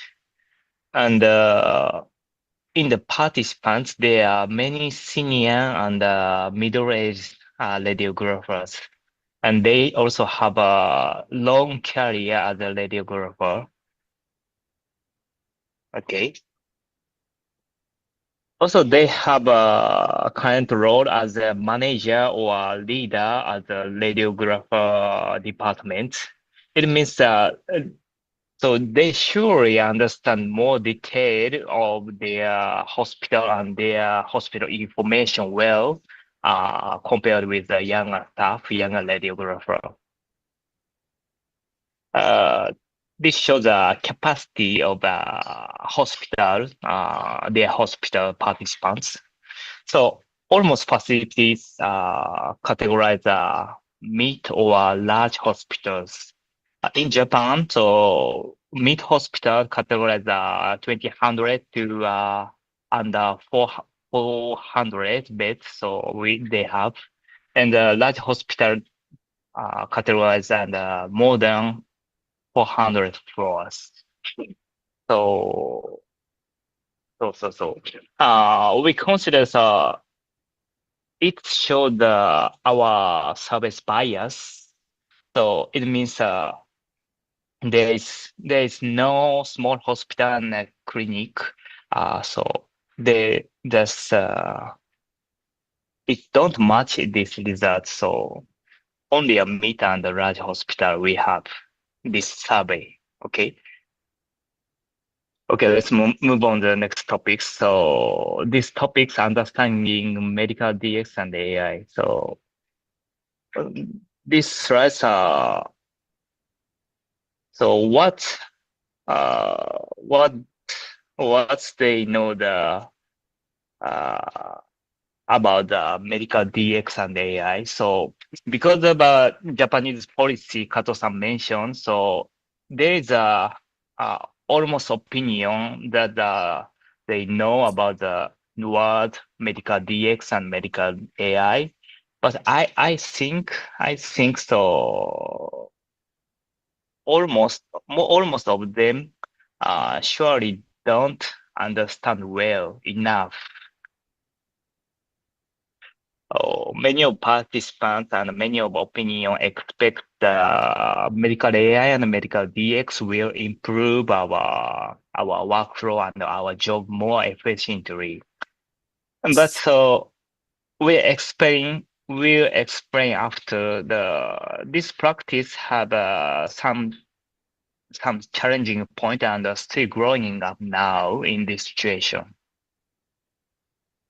This, as you can see, the opinion about detail is such a abstract opinion because recently we can hear the word medical AI and medical DX in Japan, and so several hospitals will operate and implement it.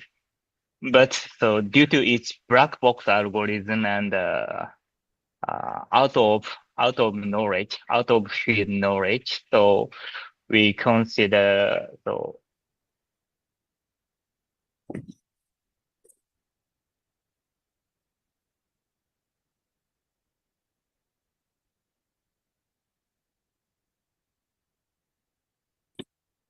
they don't well understand.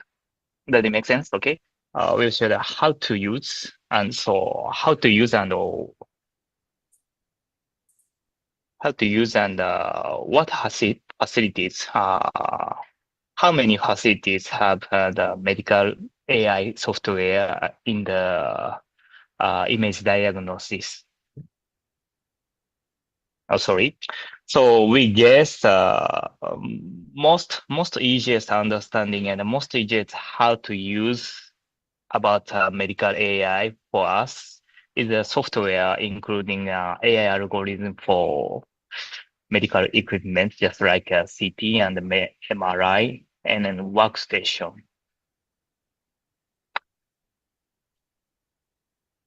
So this answer is very clear. So there are several cases they have.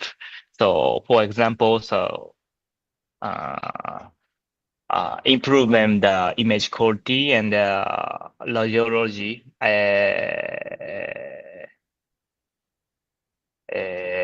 radiation dose management and auto segmentation and controlling and stuff like that. So they have many cases in the imaging diagnosis AI software. On the other hand, install side have AI software supported imaging diagnostics for radiologists is almost half of the participants. So the reason why the facilities do not install is not only their lack of budget, lack of money, but only lack of needs and requests, also including product awareness, So already install AI software, it means the most popular product is related detection of lung disease, just like lung nodule and COVID-19 pneumonia detection and stuff like that. This one. Okay. Topic number 4 about our workflow, our ordinary workflow. So at first, how do you think about the medical AI like ChatGPT? So sorry, generative AI. So surprisingly, they are all people, almost half people. So do not use generative AI. Never use. So how about you and your team? So, but so they half of participants are already using generative AI personally. So they often create a tool like DICOM Q&A and a work schedule and education tool for freshmen using ChatGPT S, so generative AI. In this current situation, their hospital policies have a very variable opinion, and there is no trend. Okay. And unfortunately, this shows our low awareness and our low knowledge and understanding about the usage of their facilities out of the radiology field. Because management of software depends on what department they have. So each department manage separately. So like AI software related radiology is managed the radiographer, and for nursing care is nursing department very separately. So, or there are some cases like system department or medical information department have a central administration of management of AI software, like this case, this case. Okay, finally, we shared our opinion of reliability and potential of medical AI. So the current situation is very abstract, very unclearly about the knowledge of our medical AI. So even though our participants who have a highly career and highly position they have. Okay. But also we have a highly expectation about the medical AI.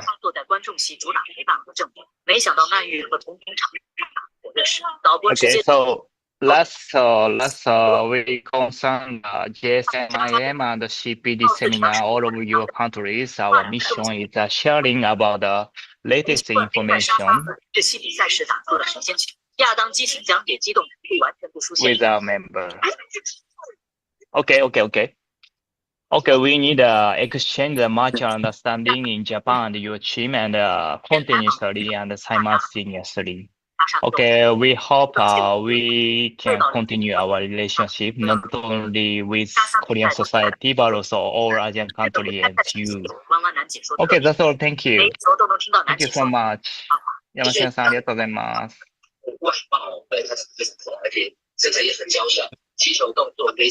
Thank you very much. I can hear some sounds. I can hear some noise. I'm very sorry. Well, thank you very much to share the current situation and the current results of web survey. So now I would like to take any questions and comments to all the three speakers.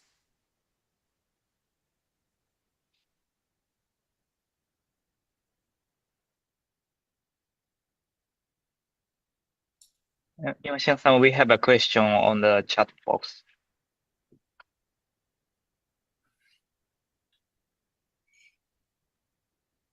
Okay. So anyone can answer about the first question. How about application of AI in Japan radiology department? Kato-san or Akita-san, do you have any? Okay. Yes, please. I think we believe it is still developing. However, we have many ideas. As Akita-san commented, there may be image quality improvement, exposure reduction, positioning assistant. However, we believe that the handle to development and the cost of implementation are high. And the idea of utilizing AI in medicines is difficult to begin with.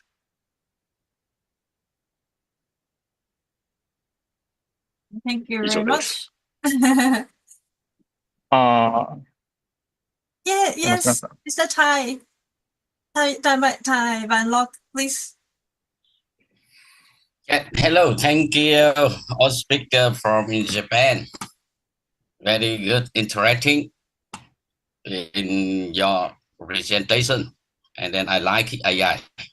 Okay, the first speaker, I have a question for Hitomi Mini. Okay, Hitomi Mini. The first question for Hitomi. Yes. Okay, thank you for your shared experience in Cambodia. When you working in Cambodia Health Center, you very good recommend some referral, some error for radiographer technologies. Thank you. And question for you. How you remind for on Cambodia radiographer and technologists every day? Okay, you have many recommend for them, but how you remind for them every day? Okay. Yeah, okay. You can share your experience. Reminder for Cambodia, radiographer and technology Cambodia. Okay, you can share experience. Okay. I think Coco can translate. どうやって毎日っていうか、カンボジアの人たちに、その必要性とかを、通達っていうか、リマインドしていたのか。あとは、ここに参加してる人でも、必要な情報っていうか、今までの経験で、ぜひ実践してほしいことがあれば、教えてください。もう日本語で答えてもいいですか、山科さん。通訳お願いしてもいいですか？すいません。そうですね。実際に、カンボジア人の、放射線技師はいなかったので、もう教えるのは看護師さんとドクターだけにはなってたんですけど。Oh, actually, there are no radiological technologists at the center. Only nursing and the doctors. なので、ジャパニーズラジオロジカルオンリーミー、私だけだったので、放射線科としての、専門的なことは教えることはできませんでした。She was the only radiological technologist coming from Japan.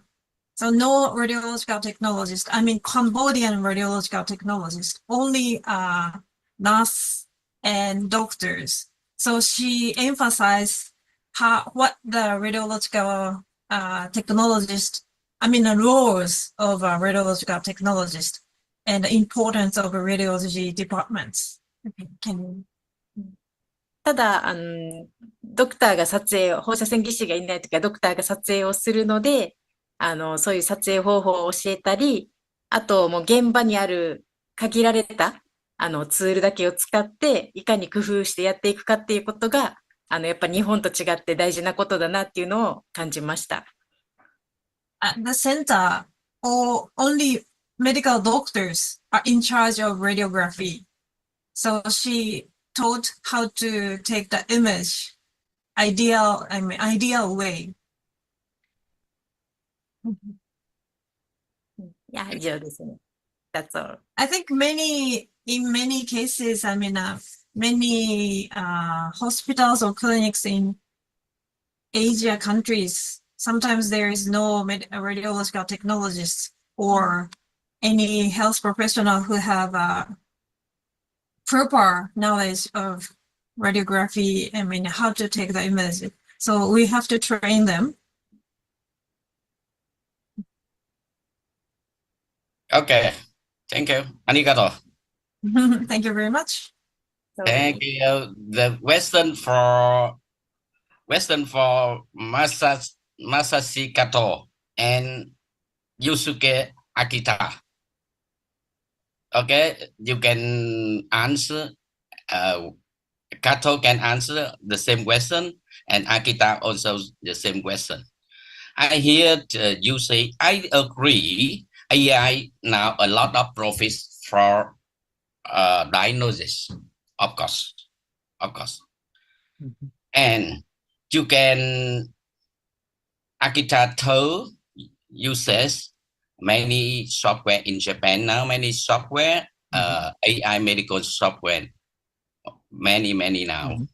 Okay, and you can give us for one example, and AI for radiographer and technologists.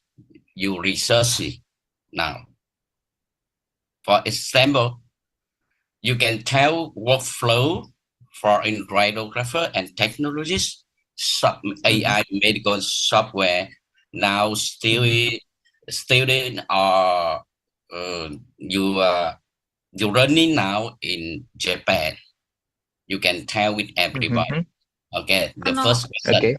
The second question. Okay. The second question. Okay. First, I answer this your question. Maybe one by one is Okay. better for them. The first Okay, question. one by one. Sorry. Okay, so thank you, Lok. So this is a good question. This is a good point for us. So I think we need to separate our knowledge as a three parts. One is AI software for radiologist, doctor, like diagnosis for imaging, like detection of lung nodule and brain aneurysm for diagnostic imaging. Okay. The two is for radiographer, like AI reconstruction and AI auto segmentation and contouring for workstation and CT and MRI. It's 2 points. And the third point is our workflow, improving our workflow more efficiently using AI software like generative AI or more, I don't know. I'm not to make sure stuff like that. That's 3 points. So we need to separate. So the first one, for doctor, we don't understand well. So it's a doctor field. So, but we need to more understanding about this last 2 points, like AI reconstruction or AI software for our imaging processing. How about you? So the third point is also very effective. So for improvement our workflow. So, but unfortunately, so there is a half participants. Only for half participants are using a generative AI still now, like a ChatGPT. I think it's a very few, very few participants. So in the future, I hope there is more and more so using AI, generative AI, and so in the field of our workflow and work style in the radiography department. I hope. Okay, does it make sense? Because the government in Japan, here in Japan, is accelerating to use, observe the AI application in medical setting. The problem is low legal reliability. So as Akita mentioned, we have two major fields for radiographers or radiological technologists. One is the biggest point is the positioning accuracy. So if we apply the AI application, AI technology to patient positioning, it's more accurate. And another one is workflow time consuming, time saving. If we do the image construction by hands, it takes more time, but the AI can roughly give an idea of how to construct the image. So we can have the AI application have advantage of time consuming of our workflow. So there are two major fields for radiographers or radiological technologists at this moment.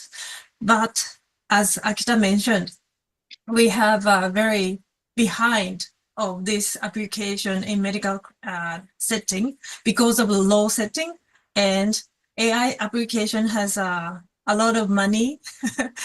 So that's why some of hospital cannot afford. And sometimes AI application has to be set with the machine itself. So we have to renew the machine. So that's the two major points that why we are a little behind of AI application in medical setting. We all know that there are many advantages, but this is the reality in Japan. Roxanne, so we have another challenging point actually. So it is regulatory for medical equipment. So if the maker like Philips and Siemens want to pass the Japanese regulatory like FDA in US, so we have a very highly hurdle to pass it because in Japanese regulatory, so do not pass like AI software so anymore. So Yamashina-san, so anyway, there are only 20 product, only about 20 product for imaging diagnosis still now. It is the reason for the regulatory problems. Okay. Yeah, he meant 20 products. It means approved ones. Yeah. For clinical use. Still now. Only 20. Because of the regulatory problems. Mm-hmm. It takes long process. Yeah. Okay. Do you have any more? Well, yeah. The last question. For Yusuke and Masashi Kato. I'm 2 days ago. Some young radiographer technologists in Vietnam, and some student asked me. Now around them, everybody talk about in AI in around their life.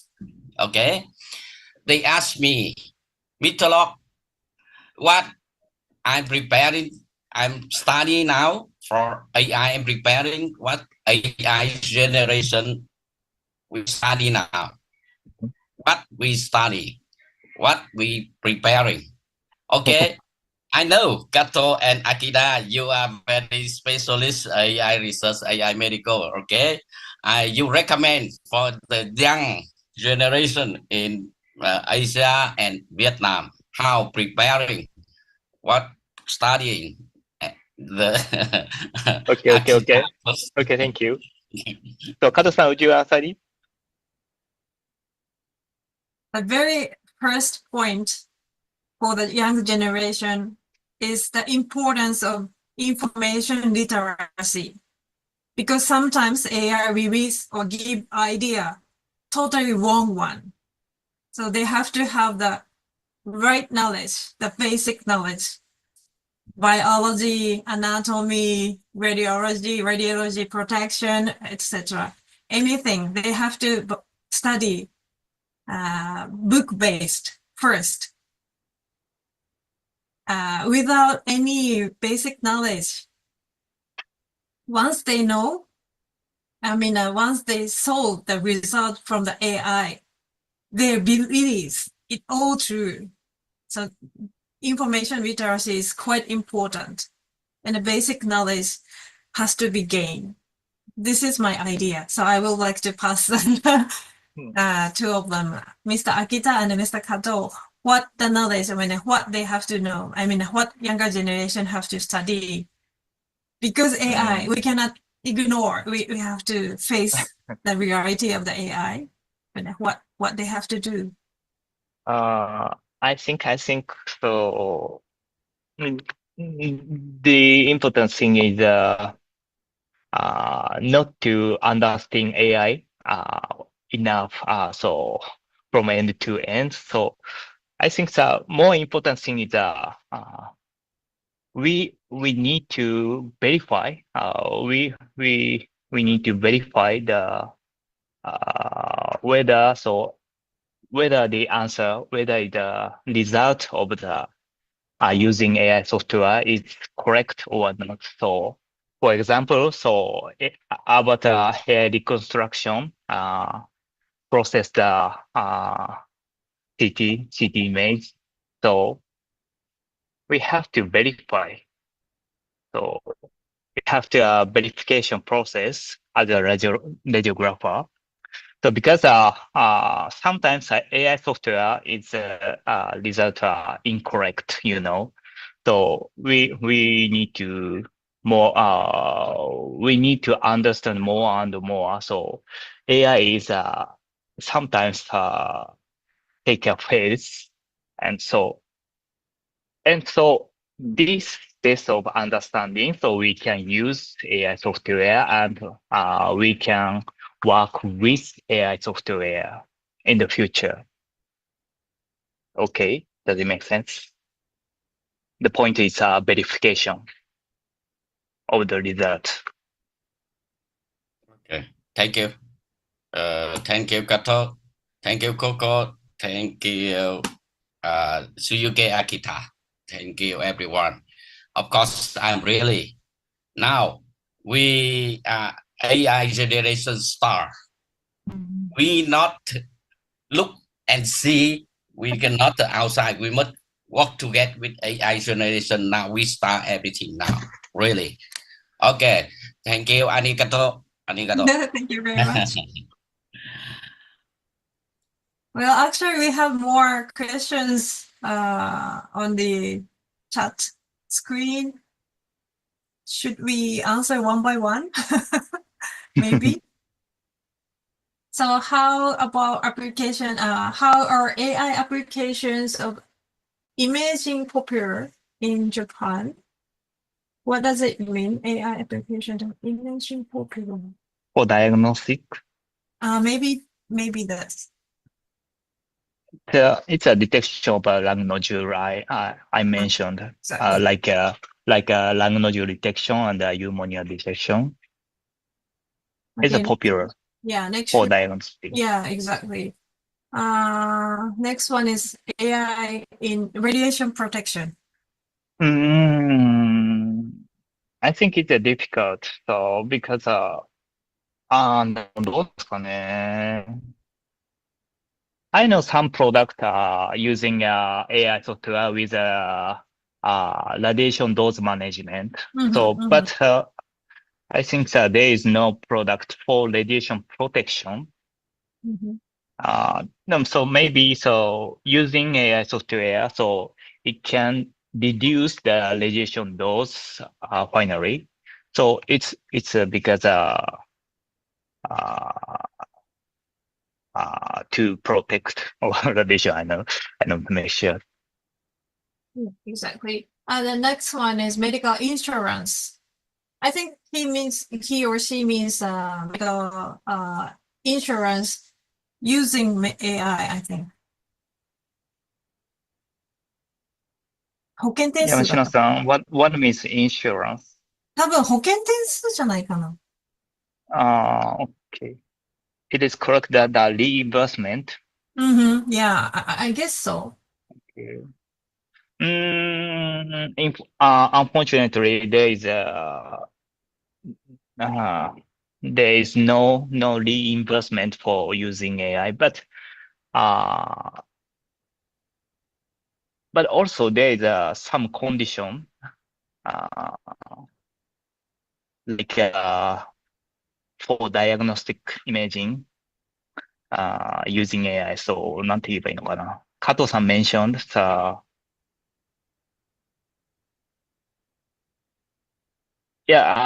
okay. Anyway, so there is a reimbursement for radiologist, not radiographer, using AI software. But so it's a very limited condition. Okay, you're right. And 多分診療報酬のこともあると思うんだよね。In 2022, the government added the medical fee if they applied for AI system for diagnosis, we put some more medical fee. So this is the situation in Japan right now. And other question is, I think this one is all of you here attending this seminar. Do you think it's likely for AI to replace some of radiographers' jobs in the future? This is very... How do you think is the AI can replace our job as a radiographer or radiological technologist? Because we have more roles and more jobs in radiology department, not only for patient positioning. So that's why we have to replace some of other workflow to AI system so that we can do other jobs. Now, this is a typical movements. This calls work sharing or work shifting.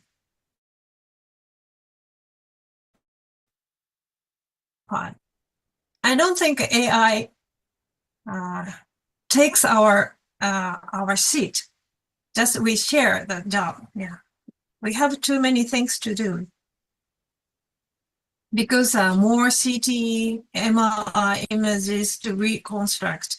So we have to keep some time for that. This is my idea. I don't know. you have same idea or not? Okay, last one is AI application on angiography. Do you know any product about AI application in angiography? 秋田さん、アンギオで AI 使ってるのとかわかりますか？ So some maker have AI application software for reconstructing cone-beam CT and 3D 3D imaging for angiography, but it's only to do. So for angiography, so for detection of the like aneurysm or some irregular flow is so we don't have any solution for AI software. I think I don't know exactly, sorry. Yeah, I don't have an exact comment on this also. I know something about in AI in angio. I can share something about in AI yes, angio. please. Okay. For example, now we have in VFFR for angio DSA. You can check after you put stent in coronary. You can use the AI software for how flow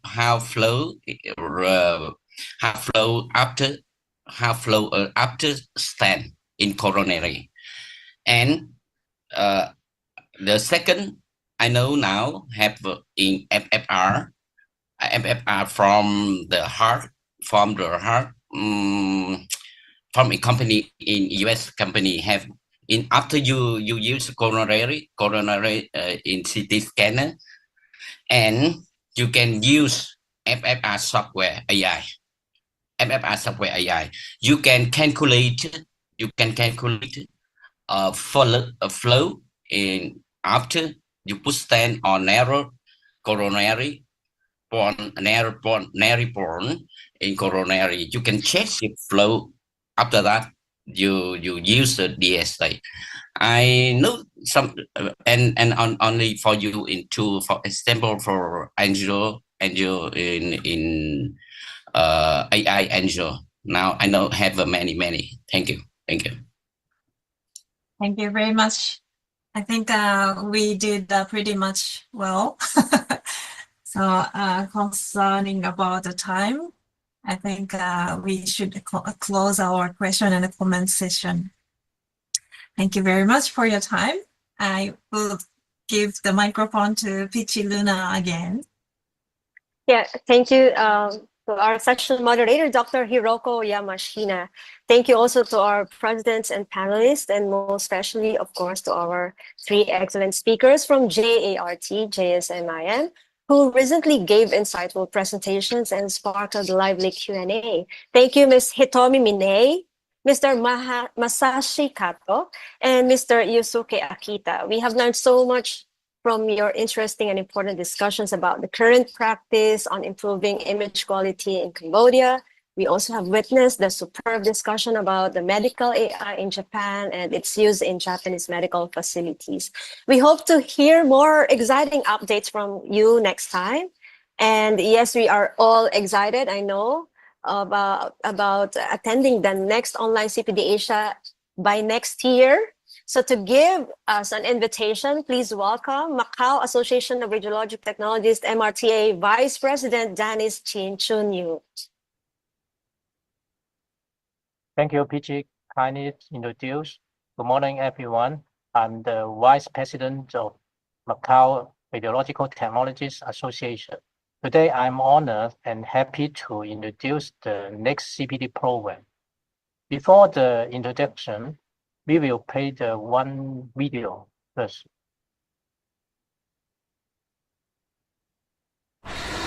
Welcome to the limited edition Macau, a world reimagined just for you.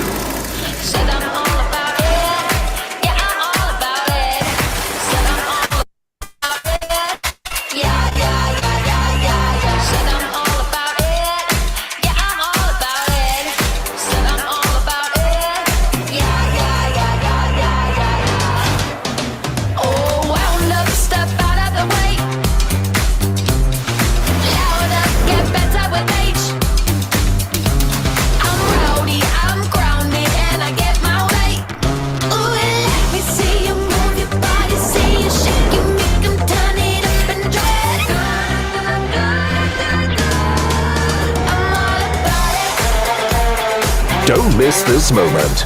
Discover limited edition Macau now. Create memories that will last a lifetime.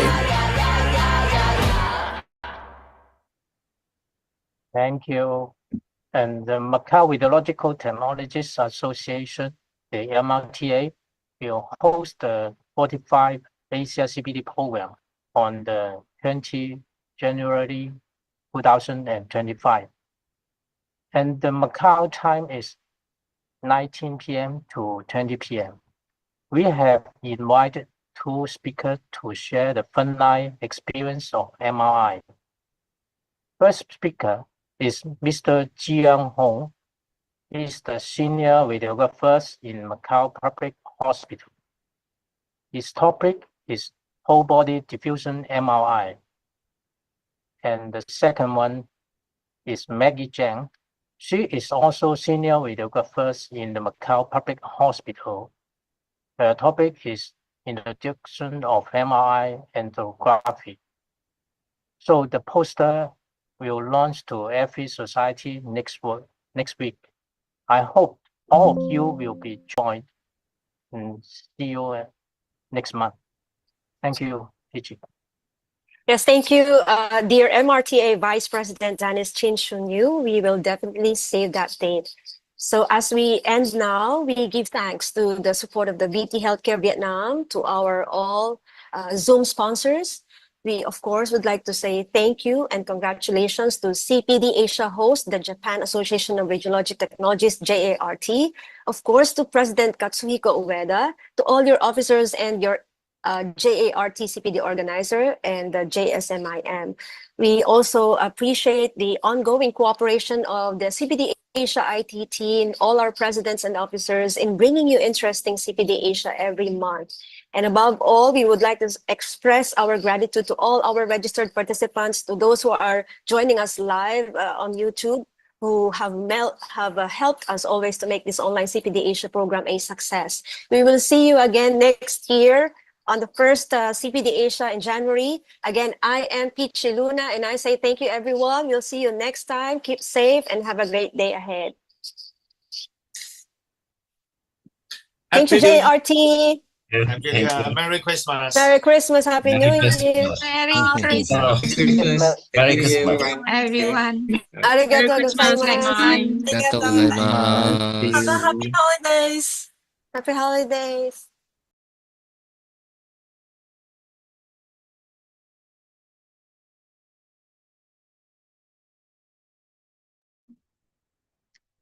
Baik, terima kasih kepada tim CPD Asia, tim Jepang, dan tim IT yang sudah merelay acara langsung dari Jepang. Dan selanjutnya akan kita saksikan materi sesi ilmiah berikutnya dari pembicara lokal ya, yang akan disampaikan oleh Bapak Dr. Gatot Murtiwibowo, Sarjana Pendidikan Master of Science mengenai Image Quality with AI in TB Cases. Kepada Bapak Dr. Gatot Murtiwibowo, waktu debat kami persilahkan.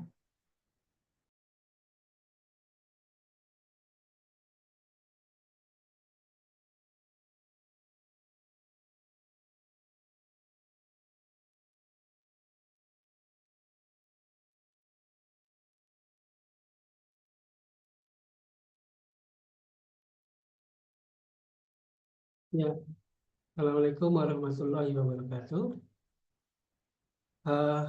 Izin dulu, Assalamualaikum. suara saya terdengar. Ya, Ya. sudah terdengar jelas, Beneran, Bapak. Pak. Izinnya ini karena agak kurang fit. Jadi itu saya kirimkan video. Tahunya saya itu jadi satu, jadi saya bikin dalam bahasa Inggris.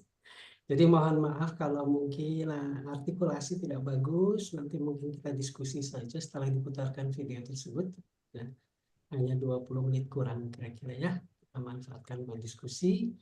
Dan ini kan semuanya lokal audiensnya, jadi supaya lebih efektif apa itu implementasi dari AI ya, khususnya di bidang radiologi dan menggunakan modalitas DR begitu ya, dan faktualnya seperti apa sih kayak gitu, apakah seperti yang mereka bicarakan tadi gitu ya, ternyata mereka juga punya problem yang serupa ya, tapi saya kira ini akan menjadi menarik untuk didiskusikan karena TB itu endemik tapi nampaknya rendah, tapi seperti gunung es, jadi yang di permukaan nampak nilainya atau profil statistiknya itu sepertinya ada penurunan, tapi faktanya itu menjadi bom waktu ya, khususnya bagi bangsa kita ini yang sudah katanya maju tapi masih menghadapi penyakit menular yang seharusnya sudah terselesaikan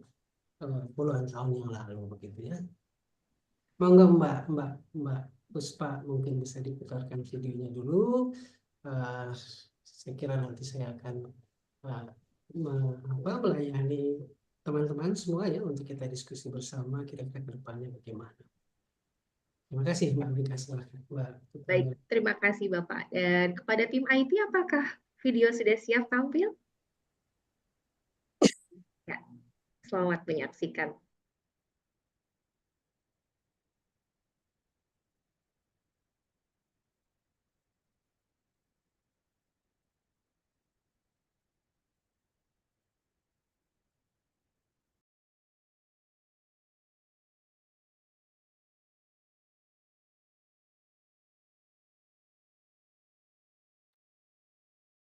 Suaranya nggak keluar ya Mbak? Ya, suaranya belum terdengar ini. Mohon tim IT untuk dapat dikoordinasikan. Implementing a one-stop service management system for screening and detecting active TB cases is supported by AI-based digital diagnostic imaging.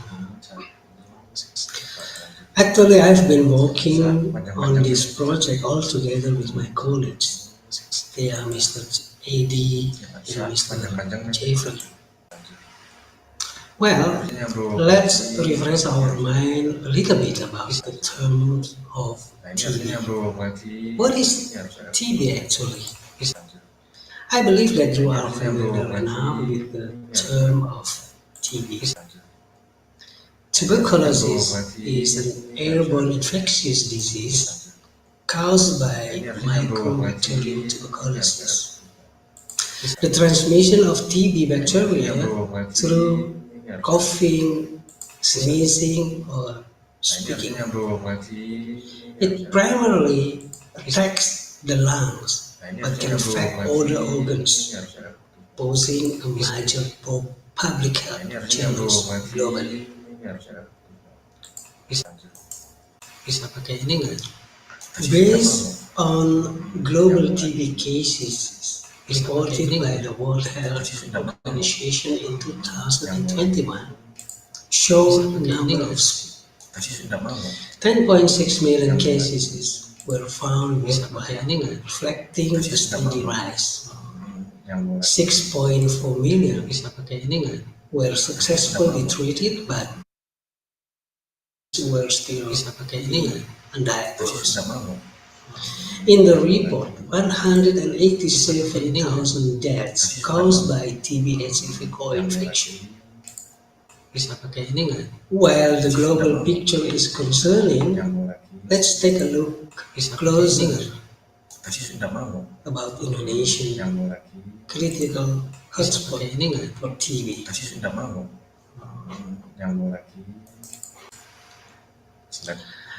TB cases in Indonesia contribute to TB worldwide TB globally. The incident rate was 354 per 100,000 population, while the mortality rate reached a number of 55 deaths per 1,000 people. There are two types of TB cases prevalent in Indonesia. The one is drug-sensitive TB type, and the other is drug-resistant TB type. Although these two types are different in their clinical characteristics, however, they are curable, of course, with proper treatment. This staggering burden calls for a proactive approach that needs to be developed as an innovative initiative system.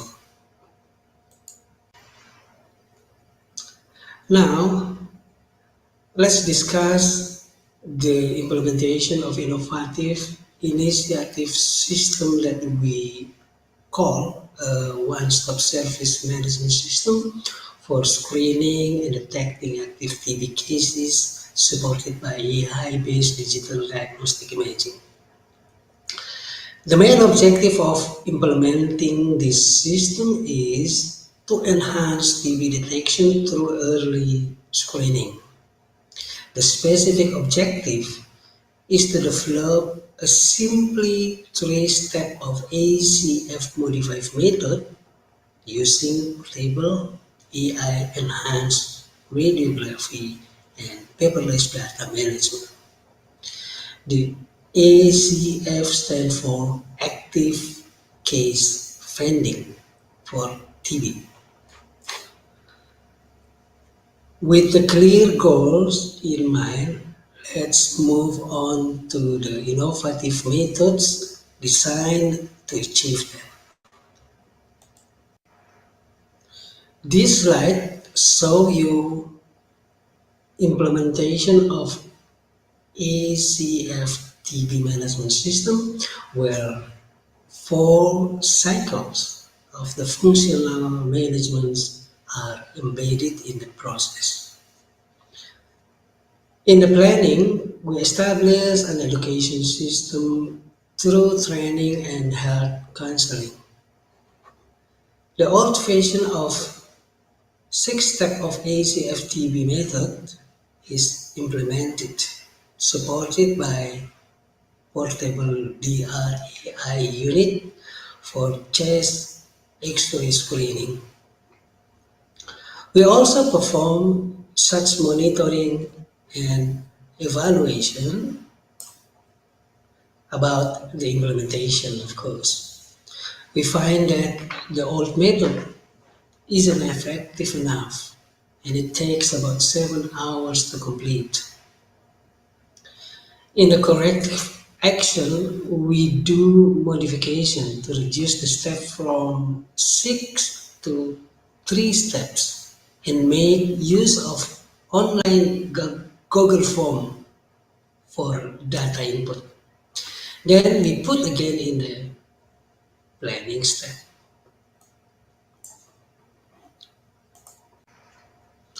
This slide shows us the workflow comparison between the old ACFTB management system on your left and the modified ACFTB management system on your right. We can see that the previous model has relatively long workflow and it's still paper-based management system. In contrast, the modified ACFTB management system is short and simple in workflow as we employ paperless management system in the services. This innovative initiative system potentially reduces the time of service.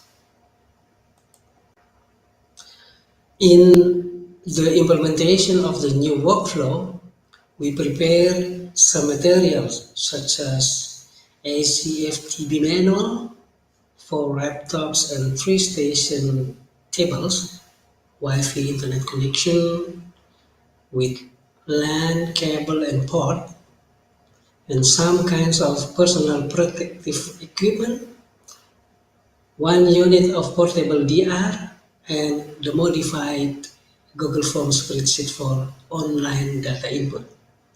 We also educate responsible teamwork by means of employing the new method, utilizing an online GF or Google Form, and operating the portable DR unit collaboratively.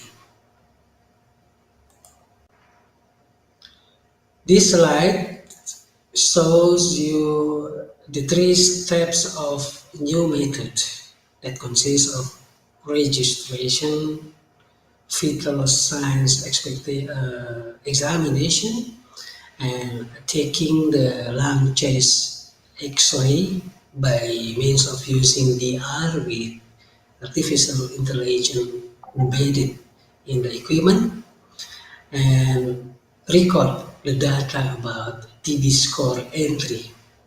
All of the data will be recorded in the Google Forms spreadsheet that we prepare in the system.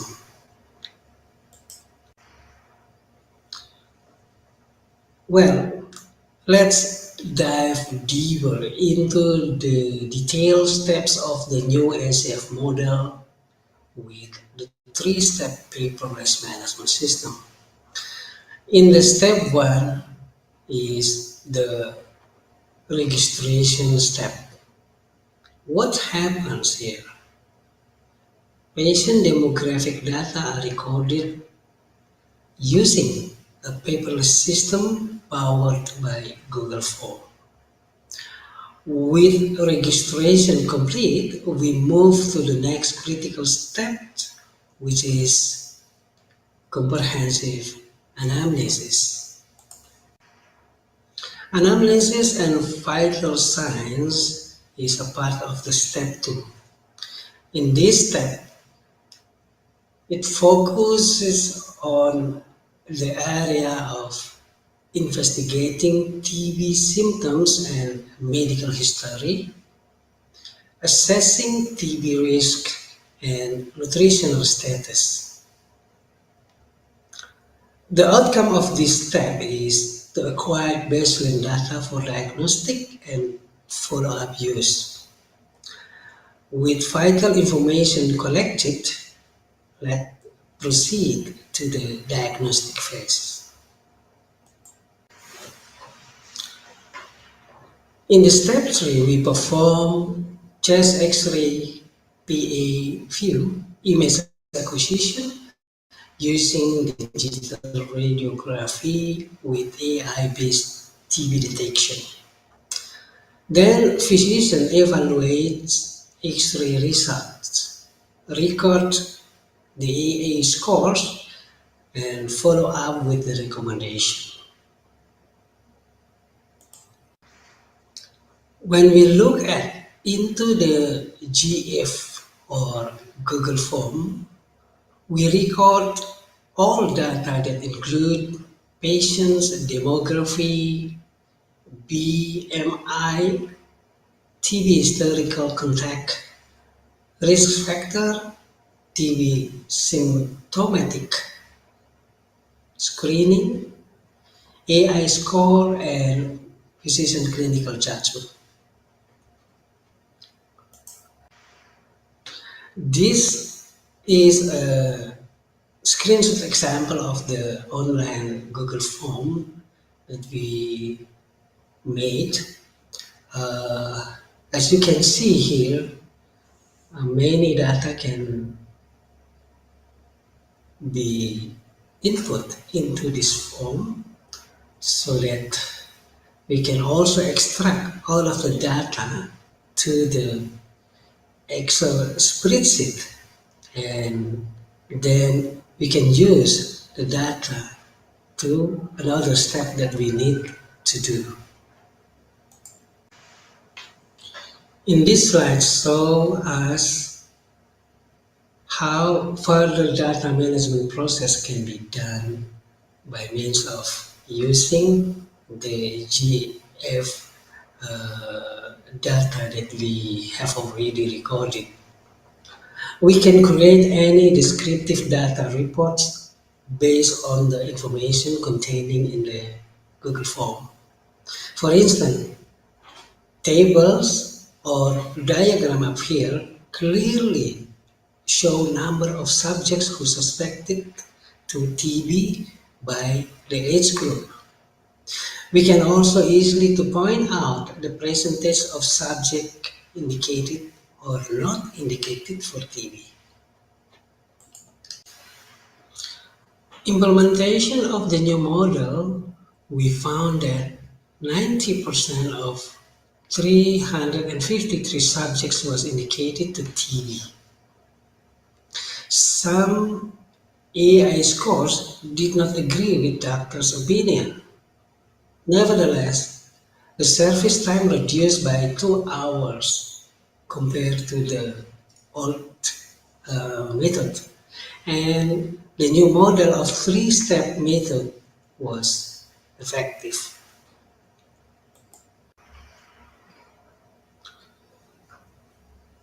Well, there are some issues and challenges that come up with the implementation of the new model. We observed that doctor uses non-DICOM image on extended computer setup. Post-processing features are available on the physician's viewer system. Standardized AI TB score is the number that less than equal to 100 pixel value. But in some occasion, AETB scores appear less than 100. That is why physicians need to confirm it with the image before providing his clinical recommendation for further lab tests. The lab test for sputum is not also available in the location, so it is considered to do so with an additional new AA technology. When we see the challenges are about image matrix and its transmission. In the image matrix, of course, it is depend on the viewer devices. All viewable devices must fulfill medical standards. In image transmission, the AATB scores and the chase image are sent via LAN cables in PNG format, or what usually called screenshot image. And of course, this image, it is not the DICOM format. when we use the screenshot image and we also use the LAN cable or Wi-Fi internet connection, I think we have to consider to shorten the cable and to make all of the Wi-Fi devices stick together in the closer position. So by this means, they could increase the speed of image transmission between devices. Either image matrix or image transmission are potentially leading to the value of pixels change, which is directly affecting the image quality. Additionally, the physician workstation needs an open source image post-processing. The icon image is possible to be edited by the doctors, of course. Well, finally, we step into the last slide, which is about my point of view. Opportunities for future development could be in the area of digital AI microscopy and unified the platform. In digital AI microscopy, we need to integrate the AI technology for sputum imaging, where in the unified platform, we need to combine radiology and microscopy AI into a single telemedicine system. This innovation can create a more effective one-stop service system. Well, this is some pictures of our team activity when we did the HF TB activities in various locations in Central Java Province, Indonesia.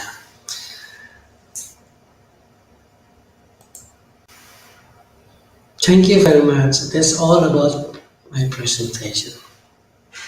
Remember, fight TB, treat until cure. Thank you. See you.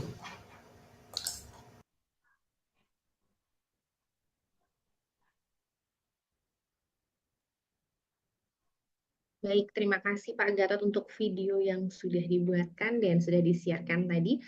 Boleh saya berinteraksi kembali dengan Pak Gatot? Apakah kita sudah tersambung, Bapak? Ya, Mbak. Mohon maaf ya, jadi topik ini saya lihat kok tidak matching dengan yang diposting, karena saya sudah menyampaikan ke Pak Yusuf, ya mungkin bukan image quality ya, mungkin pada kesempatan lain. Tapi kita ingin melihat bagaimana AI technology can be implemented in the DR technology and they can be used to help the physician and the medical health force to fight with TB disease. So I think kita discuss dalam bahasa Indonesia lebih efektif. Terima kasih. Iya, baik. Tapi nggak apa-apa sih Pak, untuk materi yang disampaikan tadi menurut saya sudah sangat menarik ya Pak ya, melengkapi dengan kondisi kita saat ini. Karena ya di Indonesia seperti yang kita sama-sama tahu bahwa memperkenalkan AI saja sudah polemik karena banyak rekan-rekan yang merasa apakah ini akan menggantikan pekerjaan kita atau tidak. Padahal sebetulnya mungkin dari saya sih melihatnya sisi pandang saya sih melihatnya bisa membantu ya Pak ya, memudahkan. Mungkin dari Pak Gatot bisa menjawab pertanyaan itu, menjelaskan kepada teman-teman, apakah AI akan menggantikan fungsi kita Pak? Baik, terima kasih Mbak Pamela dan teman-teman kolega radiografer yang alhamdulillah turut hadir dalam pertemuan ini. Kalau sekarang ya mungkin belum bisa kita katakan dia menggantikan, gitu ya, totally menggantikan fungsi daripada radiografer. Tadi kalau menyimak diskusi yang dilakukan oleh 4 atau 3 pembicara dari Jepang itu, mereka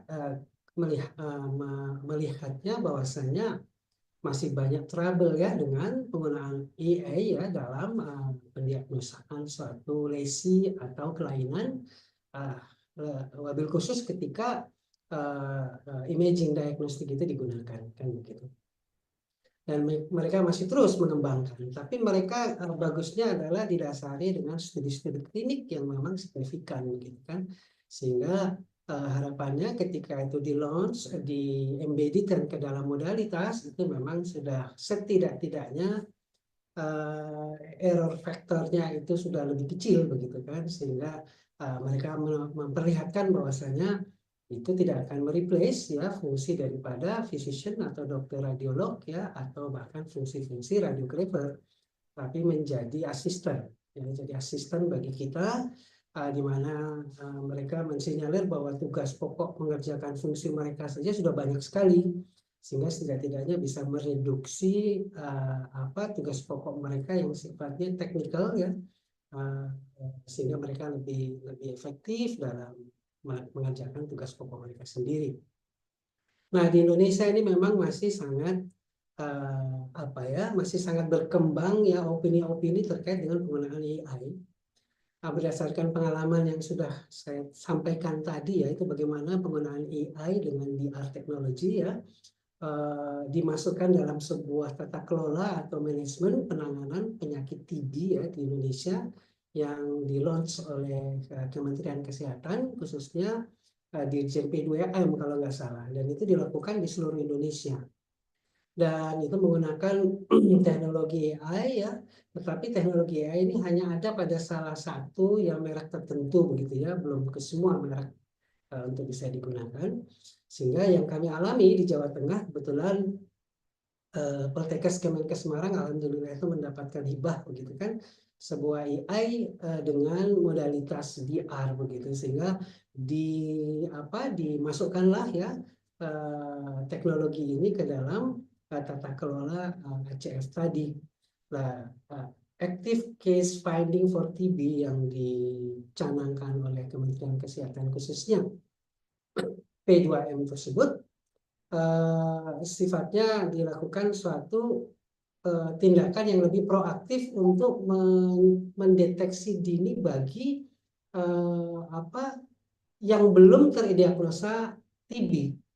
Jadi bukan orang yang sudah kena TB baru dideteksi, tidak. Maka kita katakan sebagai early detection for TB. Jadi yang membahayakan kan ketika satu anggota keluarga ya dari keluarga inti itu dia tidak tahu kalau mengidap TB, tetapi sebenarnya dia sudah mengidap TB, sehingga dia menyebarkan ya di satu keluarga. Belum lagi keluarga ini kalau ada yang bekerja, ada yang bersosialisasi dengan tetangga, itu merupakan bom waktu yang membahayakan. Sehingga screening TB ini lebih mengarah pada mendeteksi bagi keluarga-keluarga yang kemungkinan berpotensi mengidap TB. Dan di dalam sistem ACF tersebut, di situ melibatkan teknologi imaging ya, khususnya imaging diagnostik.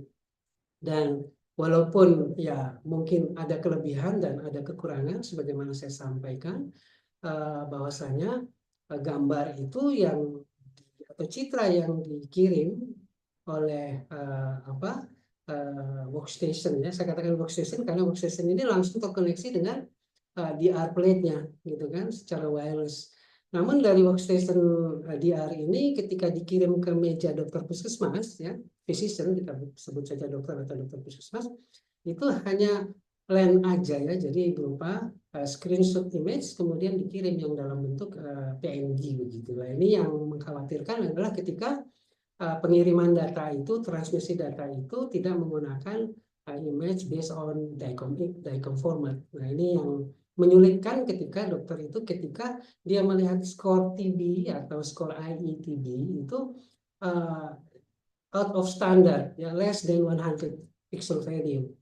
Nah, itu yang dia harus mengkonfirmasi lagi kepada image-nya yang belum menggunakan AI ya, dan membandingkan dengan image yang sudah menggunakan AI yang sudah ada coloring-nya ya untuk menunjukkan ada tidaknya list CPB.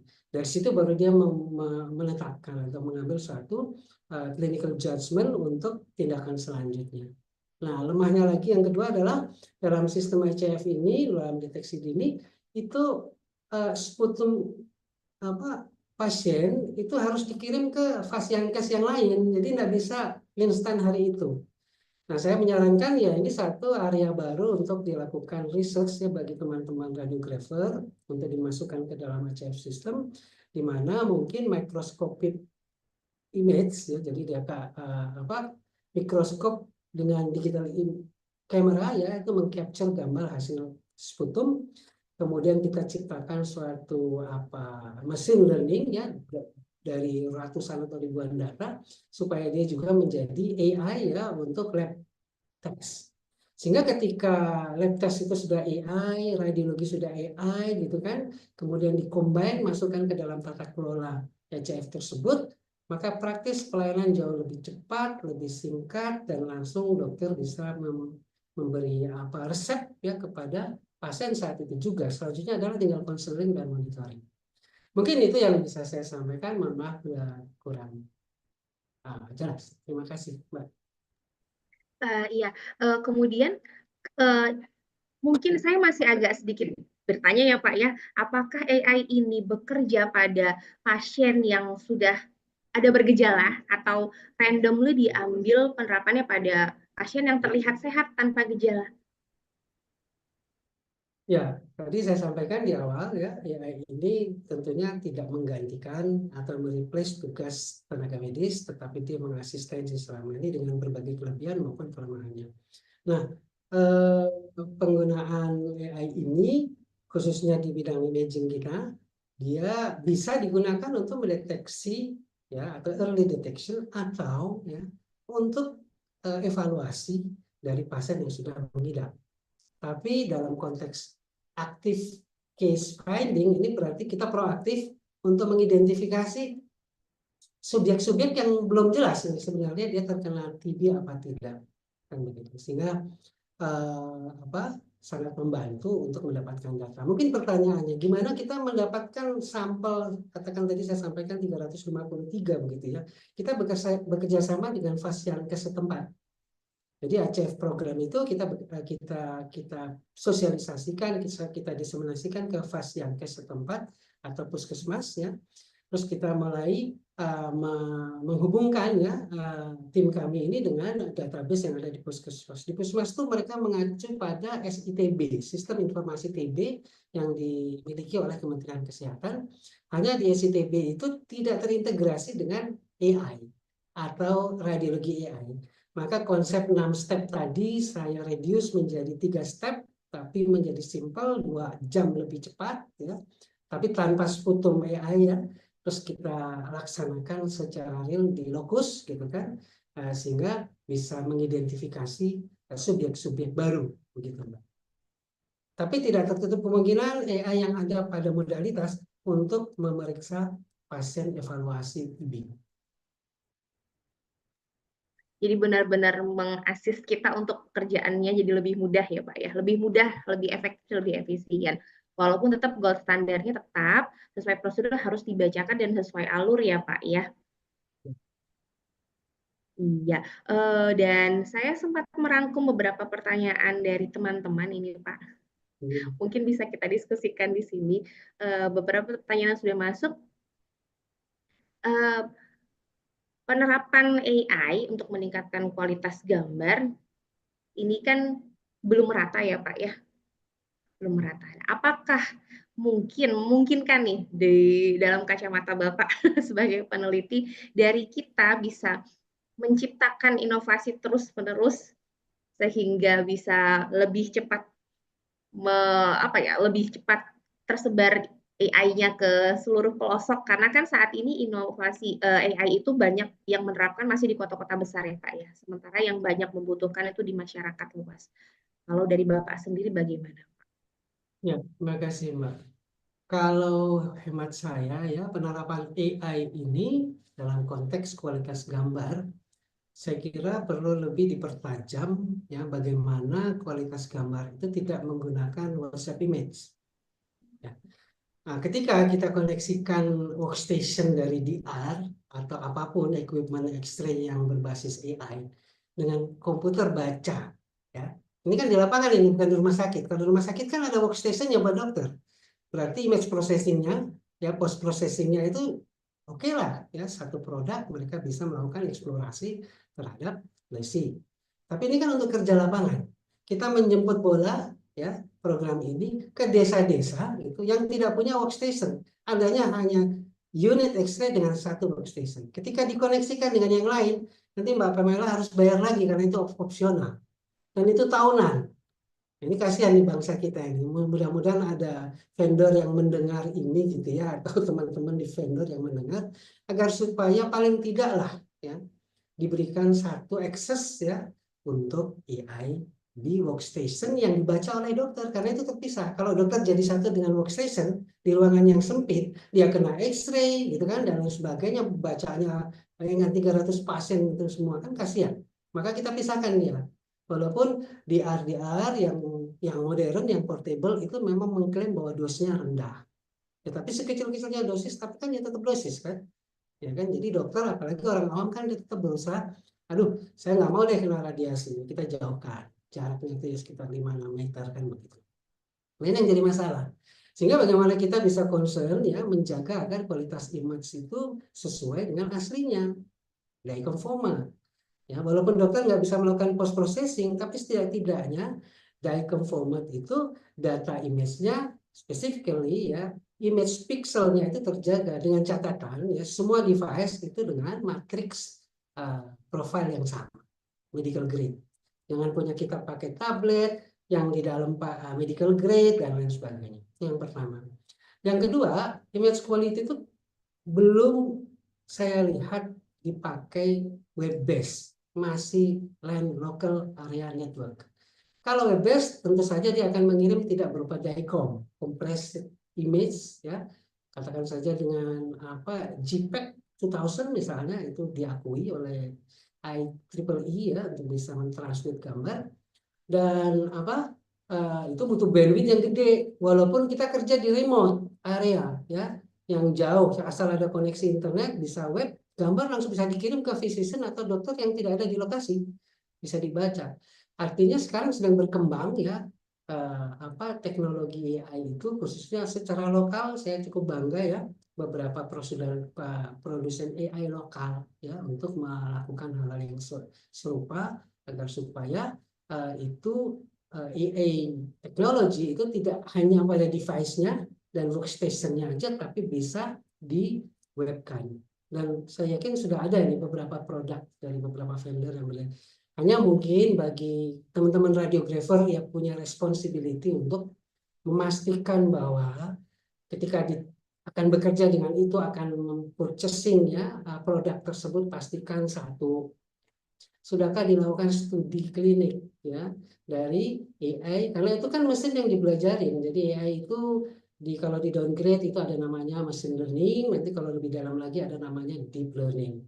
Dan itu sudah bermain ya banyak orang di situ, baik IT ya, tenaga perusahaan teknologi informasi. Nah, sayangnya radiografer kurang tertarik, dan baru saja ini ya mulai dari S2 terapan imaging diagnostik sudah memulai. Walaupun kadang-kadang mereka masih gaptek dengan yang namanya aplikasi untuk mengembangkan tersebut, itu bisa dipelajari ya. Jadi bisa saja teman-teman ini bisa mengembangkan hal tersebut lebih jauh dan lebih akurat secara klinis, karena entah ya, saya melihatnya bahwasanya perusahaan teknologi informasi ini apakah dia merekrut tenaga medis atau radiografer yang expert ya dalam melihat image quality ya, clinical image quality, untuk memberi masukan pada mereka agar supaya studi klinik yang mereka lakukan memang benar gitu kan. Lain kalau ceritanya kalau kita beli produk teknologi itu import ya, kita tidak tahu pula ya, tapi mereka mampu memberikan data. kalau diminta. Nah, agar supaya ketika kita menggunakan AI itu benar-benar memang signifikan hasilnya. Ya. Maka kami menunggu ya, bukan kami lah, itu menjadi ekspektasi semua. Radiografer tidak melulu hanya mengerjakan teknis, tetapi dalam pengembangannya, radiografer saya yakin mampu untuk mengembangkan aplikasi-aplikasi yang memadai seperti halnya radiografer di Jepang. Dia nggak kerja sendiri, tapi dia bekerja sama dengan tenaga TI. Saya punya sedikit cerita. Jadi kebetulan lab kami di sini ya mendapat hibah dari satu produk dari Jepang, dan bahkan dia mendatangkan tenaga ahlinya, tenaga IT-nya. Jadi itu expert banget dia. Ya. Dia pasang di sini, kita dapat web base text gitu kan. Tapi ketika bicara masalah klinis dia nggak ngerti. Nah ini kan bahaya. Masalah gambar ini harus terlihat seperti ini, harus lebih baik semacam ini, dia nggak ngerti. Jadi dia harus ada asistensi dari radiografer. Maka peran radiografer sini nggak harus jadi programmer, tapi radiografer justru harus tahu yang namanya algoritmanya, atau kalau kasar kata sederhana kita bilang apa tadi, workflow-nya seperti apa. Ini setiap tahapan di workflow ini, khususnya di imaging ya, kalau tadi kan di tata kelolanya, di imaging workflow itu harus terlihat dengan baik dan Anda lebih tahu dibanding mereka, gitu ya. Nah, justru isu yang mengemuka adalah bukan AI, artificial intelligence menggantikan jobnya radiografer, tapi justru tenaga TI menggantikan jobnya radiografer. Maaf. Just kidding ya. Mungkin gitu Mbak Mela. Ya, Mbak Mela. Terima kasih. Iya, terima kasih Bapak penjelasannya, lengkap sekali. Dan tapi ada Pak satu pertanyaan yang sudah saya rangkum juga dan sepertinya agak sedikit nakal ya, tapi ini bakal jadi pertanyaan yang semua masyarakat di Indonesia bakal tanyakan. Apakah dengan mengaplikasikan AI akan ada kebocoran data? Karena orang-orang kan kalau udah bilang mengenai AI, takut datanya bocor gitu Pak. Bahaya nggak ya Pak sebenarnya untuk privasi data pasien tersendiri? Betul Mbak, ini pertanyaan yang menarik ya. Kebocoran data itu kan hubungannya dengan sekuritas data. Begitu seseorang mengupload ya, informasi secara digital ke sistem, maka jangan berharap informasi itu bisa hilang. Oke? Apakah itu secure atau unsecure? Ya, seperti halnya Anda daftar ke Google lah, mempunyai email, jangan harap data pribadi Anda itu akan secure. Ya. Jadi kalau dibeli orang di Instagram, nggak usah marah, sudah berkomitmen mau bergabung ke situ, gitu kan. Nah kembali ke medical, ya. Bahayanya adalah ketika misuse ya, jadi orang itu menggunakan itu bahkan menghack tersebut untuk mengacaukan ya atau merubah coding-coding yang ada di dalam. Ini hubungannya sama hati nurani orang tersebut ya, karena apapun bisa terjadi di internet. Namanya aja Internet of Things. Jadi sesuatu yang ada di internet yang kita nggak tahu semua orang bisa pakai, orang bisa nembus ya. Jadi sistem sekuritas ini memang harus dimiliki oleh sebuah sistem yang dibangun oleh developernya. Dia sudah banyak belajar dari pengalaman-pengalaman yang lalu bagaimana agar dia lebih secure ya, instead of unsecure, kan begitu. Dia akan mempelajari di studi-studi sebelumnya apa keamanan data yang paling baik kan. Karena ini data pasien. Bukan hanya data demografi pasien, diagnosa pasien kalau bisa dirubah, apa nggak celaka semua ini sistemnya. Satu cara adalah mematikan generator listriknya deh. Dah, itu nggak bisa apa-apa. Kita kembali ke zaman purbakala, mungkin kayak begitu. Semua kembali ke hati nurani kita ya. Jadi jangan misuse ya untuk teknologi ya. Juga jangan ya, tapi tetap harus berjaga-jaga membuat sistem keamanan yang baik, khususnya untuk medikal. Mungkin kita boleh hancur, tapi pasien jangan. Kan gitu. Andaikan kita menjadi pasien, data kita dibuat semacam itu, tidak sakit menjadi sakit, gitu kan. Tidak CA menjadi CA, ya, oleh orang yang tidak bertanggung jawab, iseng aja, gitu kan. Bisa aja terjadi. Tapi makin kuat sistem pengamanan dari multi user tersebut oleh si pengembang, yang makin baik. Tapi itu berkembang terus, nggak ada henti-hentinya. Jadi pesan saya, keamanan data khususnya bagi teman-teman atau perusahaan IT yang mendevelop tersebut, mohon diperhatikan, kita jaga bangsa ini agar supaya tidak terbocorkan oleh hacker atau siapapun yang bisa menembus Internet of Medical Things. Jadi karena itu akan membahayakan bangsa kita sendiri yang tadinya bisa menjadi asistensi bagi pekerjaan kita, malah bisa jadi predator bagi pasien-pasien. Saya kira demikian, Mbak. Ya, terima kasih. Baik Pak, dan ini pertanyaan terakhir Pak, sekaligus saya minta pesan-pesan dari Bapak untuk seluruh rekan-rekan radiografer di Indonesia yang mungkin beberapa waktu lagi akan menerima dan harus bekerja sama dengan AI. Apa saja yang harus kita amankan demi keamanan diri kita sendiri dan juga keamanan pasien dalam penerapan AI itu sendiri? Mungkin kembali lagi ya, pertama ketika kita purchasing sebuah produk, ya, tolong dicek spesifikasi teknisnya, apakah itu hardware ataupun software. Yang kedua, sementara ini aman itu adalah radiologi LAN system. Ya. Kalau di-load ke telemedicine, tolong berhati-hati. Ini kita bicara di konteks kita sebagai radiografer yang punya responsibility terhadap alat dan citra yang dihasilkan. Saya yakin maksudnya di lab information system laboratorium dia harus memikirkan sendiri, kan gitu. Karena blueprintnya yang harus mikir itu pihak rumah sakit.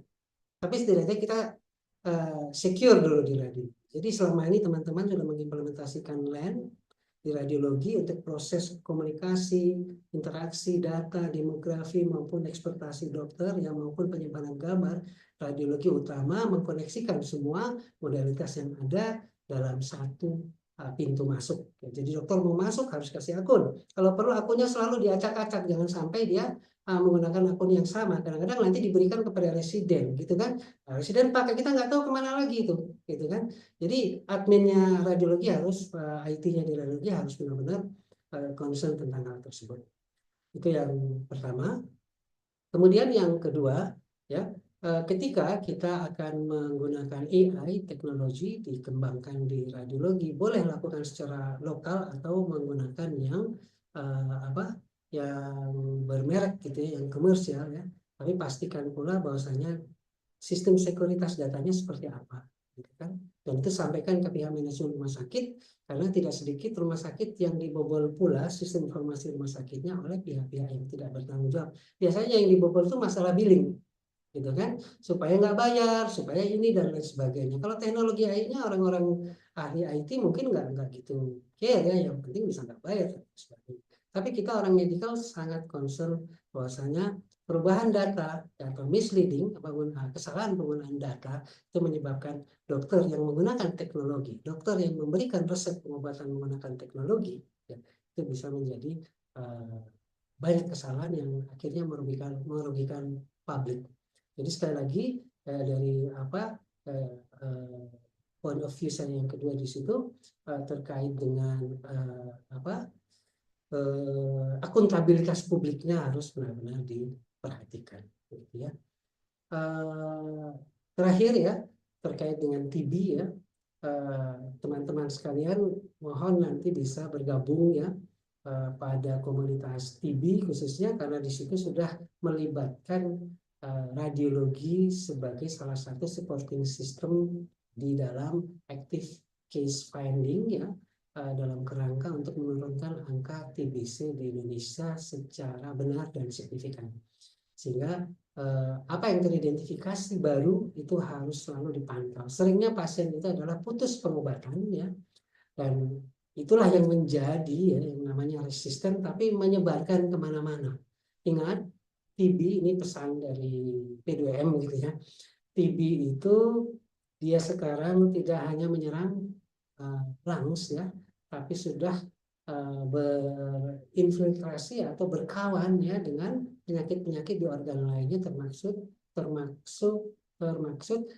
HIV ya, bahkan diabetes mellitus.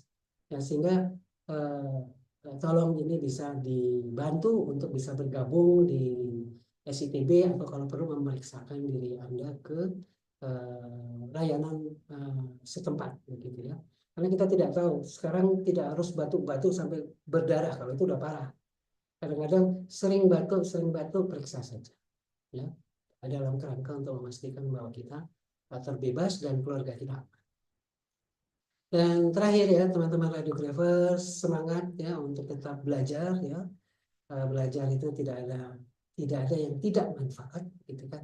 Dan berbagilah ya pengetahuan yang Anda miliki kepada kolega, jangan pelit-pelit gitu kan. Karena pelit itu nggak dibawa mati, tapi amal baiknya itu yang dibawa mati gitu ya. Terima kasih Mbak Pamela, kemarin juga sudah presentasi internasional, tesisnya juga gitu kan. Itu bagus sekali. Nggak usah lihat baik buruk ya, kalau dilihat itu ada manfaat, sebarkanlah sebaik-baiknya agar orang bisa merasakan kebaikan Bapak Ibu dan kolega sekalian dari perspektif Anda orang profesional radiografer. Terima kasih Mbak. Mohon maaf kalau ada kesalahan, ada yang kurang pas begitu ya. Mungkin dalam hal penyampaian saya yang mungkin kurang bisa ditangkap, itu sekali lagi saya mohon maaf, dan bisa ber-email atau WA ya kalau ada yang enggak kita diskusikan bersama-sama. Terima kasih. Wabillahi taufiq wal hidayah. Assalamualaikum warahmatullahi wabarakatuh. Waalaikumsalam warahmatullahi wabarakatuh. Terima kasih Bapak untuk waktunya, sehat selalu. Terima kasih Mbak. Sukses terus Pak. Terima kasih untuk waktunya hari ini, senang sekali bisa bicara dengan Bapak. Baik, rekan radiografer Indonesia, izinkan saya mengingatkan kembali mengenai webinar kita kali ini yang relay dari Jepang, dan tentunya juga kita sudah berdiskusi dengan putra bangsa yang sangat luar biasa, Pak Gatot. Dan izin mengingatkan lagi bahwa kita berintegrasi dengan Siapari dan Pelataran Sehat ya dari Kementerian Kesehatan. Maka mohon seluruh peserta tadi sudah mencatat poin-poin pentingnya, karena setelah ini bisa dikerjakan post-testnya, dan post-test dibuka per jam 12 siang sampai jam 23 malam hari ini. Dan proses ini hanya berlangsung selama 1 hari, jadi mohon izin mengingatkan apabila tidak selesai hari ini dan harus dilanjutkan besok, sudah tidak bisa berlaku, maka SKP akan dianggap hangus. Jadi mohon untuk hari ini selesai acara bisa langsung dikerjakan post-testnya. Dan post-testnya hari ini dilakukan by system dengan syarat skor kelulusan minimal untuk mendapatkan sertifikat adalah minimal 70. Jadi apabila nilai tidak mencukupi, peserta dapat mengulang sebanyak maksimal 3 kali dan secara otomatis akan diambil nilai tertinggi. Ya, dan jangan lupa juga diisi evaluasi dari kegiatan hari ini agar kami bisa terus berupaya untuk memberikan yang terbaik untuk seluruh rekan radiografer di Indonesia. Dan saya rasa kita sudah sampai di penghujung acara. Namun saya punya 2 berita gembira nih, Kak. Dan berita pertama, ada rekan kita, radiografer Indonesia yang akan berangkat dalam misi kemanusiaan di Gaza, namanya Mas Hendra Atmajaya, dan dengan bangga saya mewakili rekan-rekan semua untuk mengirimkan salam semangat, doa agar tetap sehat dan selamat bertugas ya Mas ya. Dan kemudian ada kabar kedua bahwa CPD Asia yang ke-45 yang akan diadakan bulan depan akan diadakan dari Makau, direlay langsung dari Makau.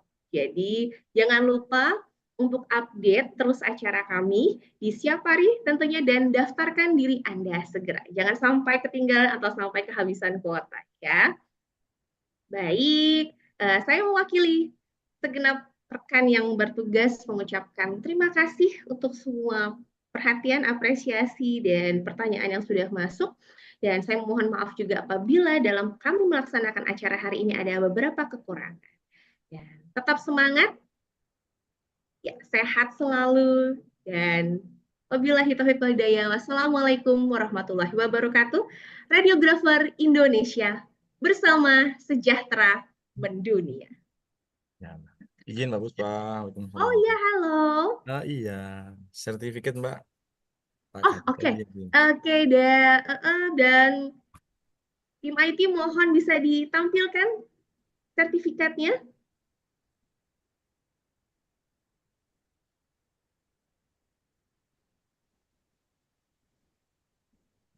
Ya, sambil menunggu ditampilkan. Oke, sudah. Iya. Ini adalah sertifikat apresiasi dari kami untuk Bapak Gatot, Bapak Dr. Gatot Putriwibowo, dan sebagai pembicara kita hari ini, dan terima kasih beliau guru saya yang sangat benar-benar luar biasa dan berdedikasi. Terima kasih Bapak untuk waktunya. Suatu kebanggaan bisa berbicara dengan Bapak hari ini. Teman-teman semuanya sehat selamat. Selamat Pak Yusuf. Tambah 6 Iya, koneksi. Terima kasih Bapak, sehat selalu Pak. Dan terima kasih juga Pak Yusuf. Halo Pak Yusuf. Ya, makasih Mbak Puspa, MC yang tidak pernah kehabisan energi. Terima kasih. Semua semangatnya ditransfer dari Pak Yusuf ini, energinya sampai ke sini Pak. Baik, dan bisa kita tutup acara hari ini Pak Yusuf? Oke. Oke. Ya, terima kasih semuanya. Wassalamualaikum warahmatullahi wabarakatuh. Dan Radiografer Indonesia bersama Sejahtera sejahtera mendunia. mendunia. Waalaikumsalam warahmatullahi wabarakatuh. Terima kasih Pak Gatot, terima kasih semuanya. Mas Duta. Oke. Yang boleh dikasih musik tuh, Mas.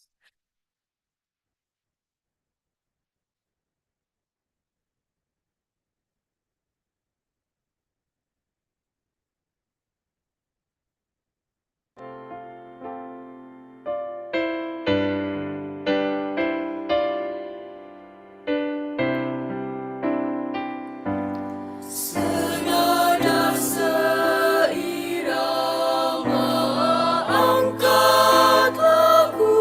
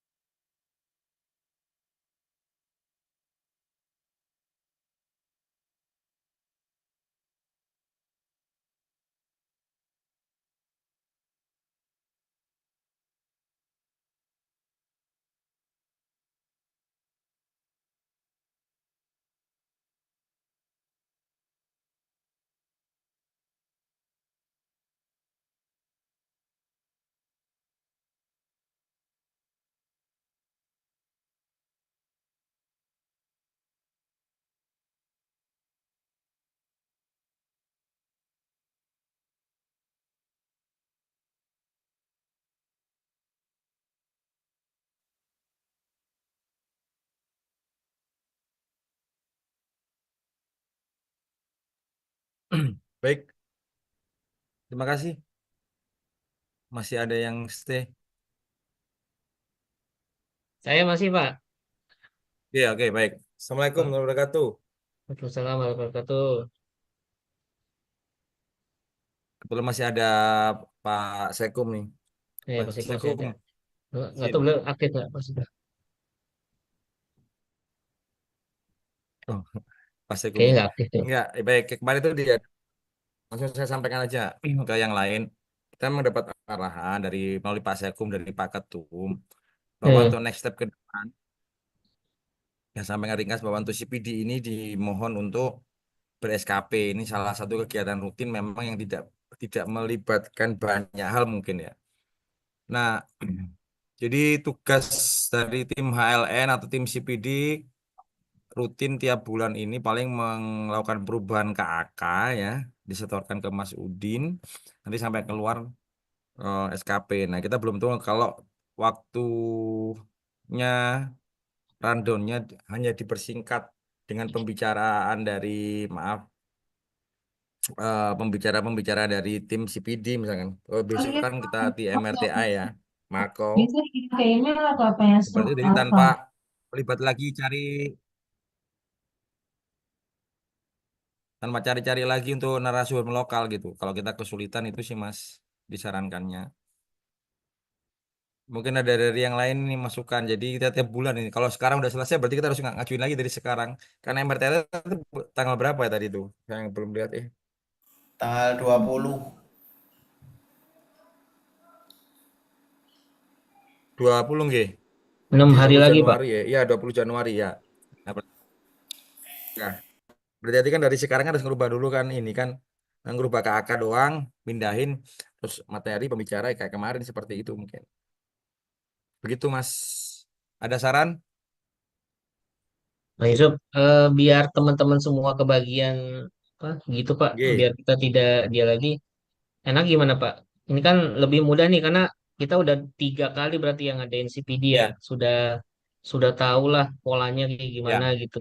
Jadi mungkin yang biasanya saya sering muter-muter, coba yang misalnya kayak Mas Beni atau Mas Ali itu minimal kakaknya aja beliau yang buat, nanti baru kita yang handle yang lain gitu, Pak.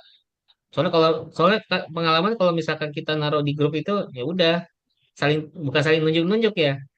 Dia dalam hati Ah, bilang ah, ah. mudah-mudahan bukan saya gitu, Pak. Enggak. Karena Kan kemarin karena udah kita semuanya sepakatin Mas. udah oke nih. Hmm.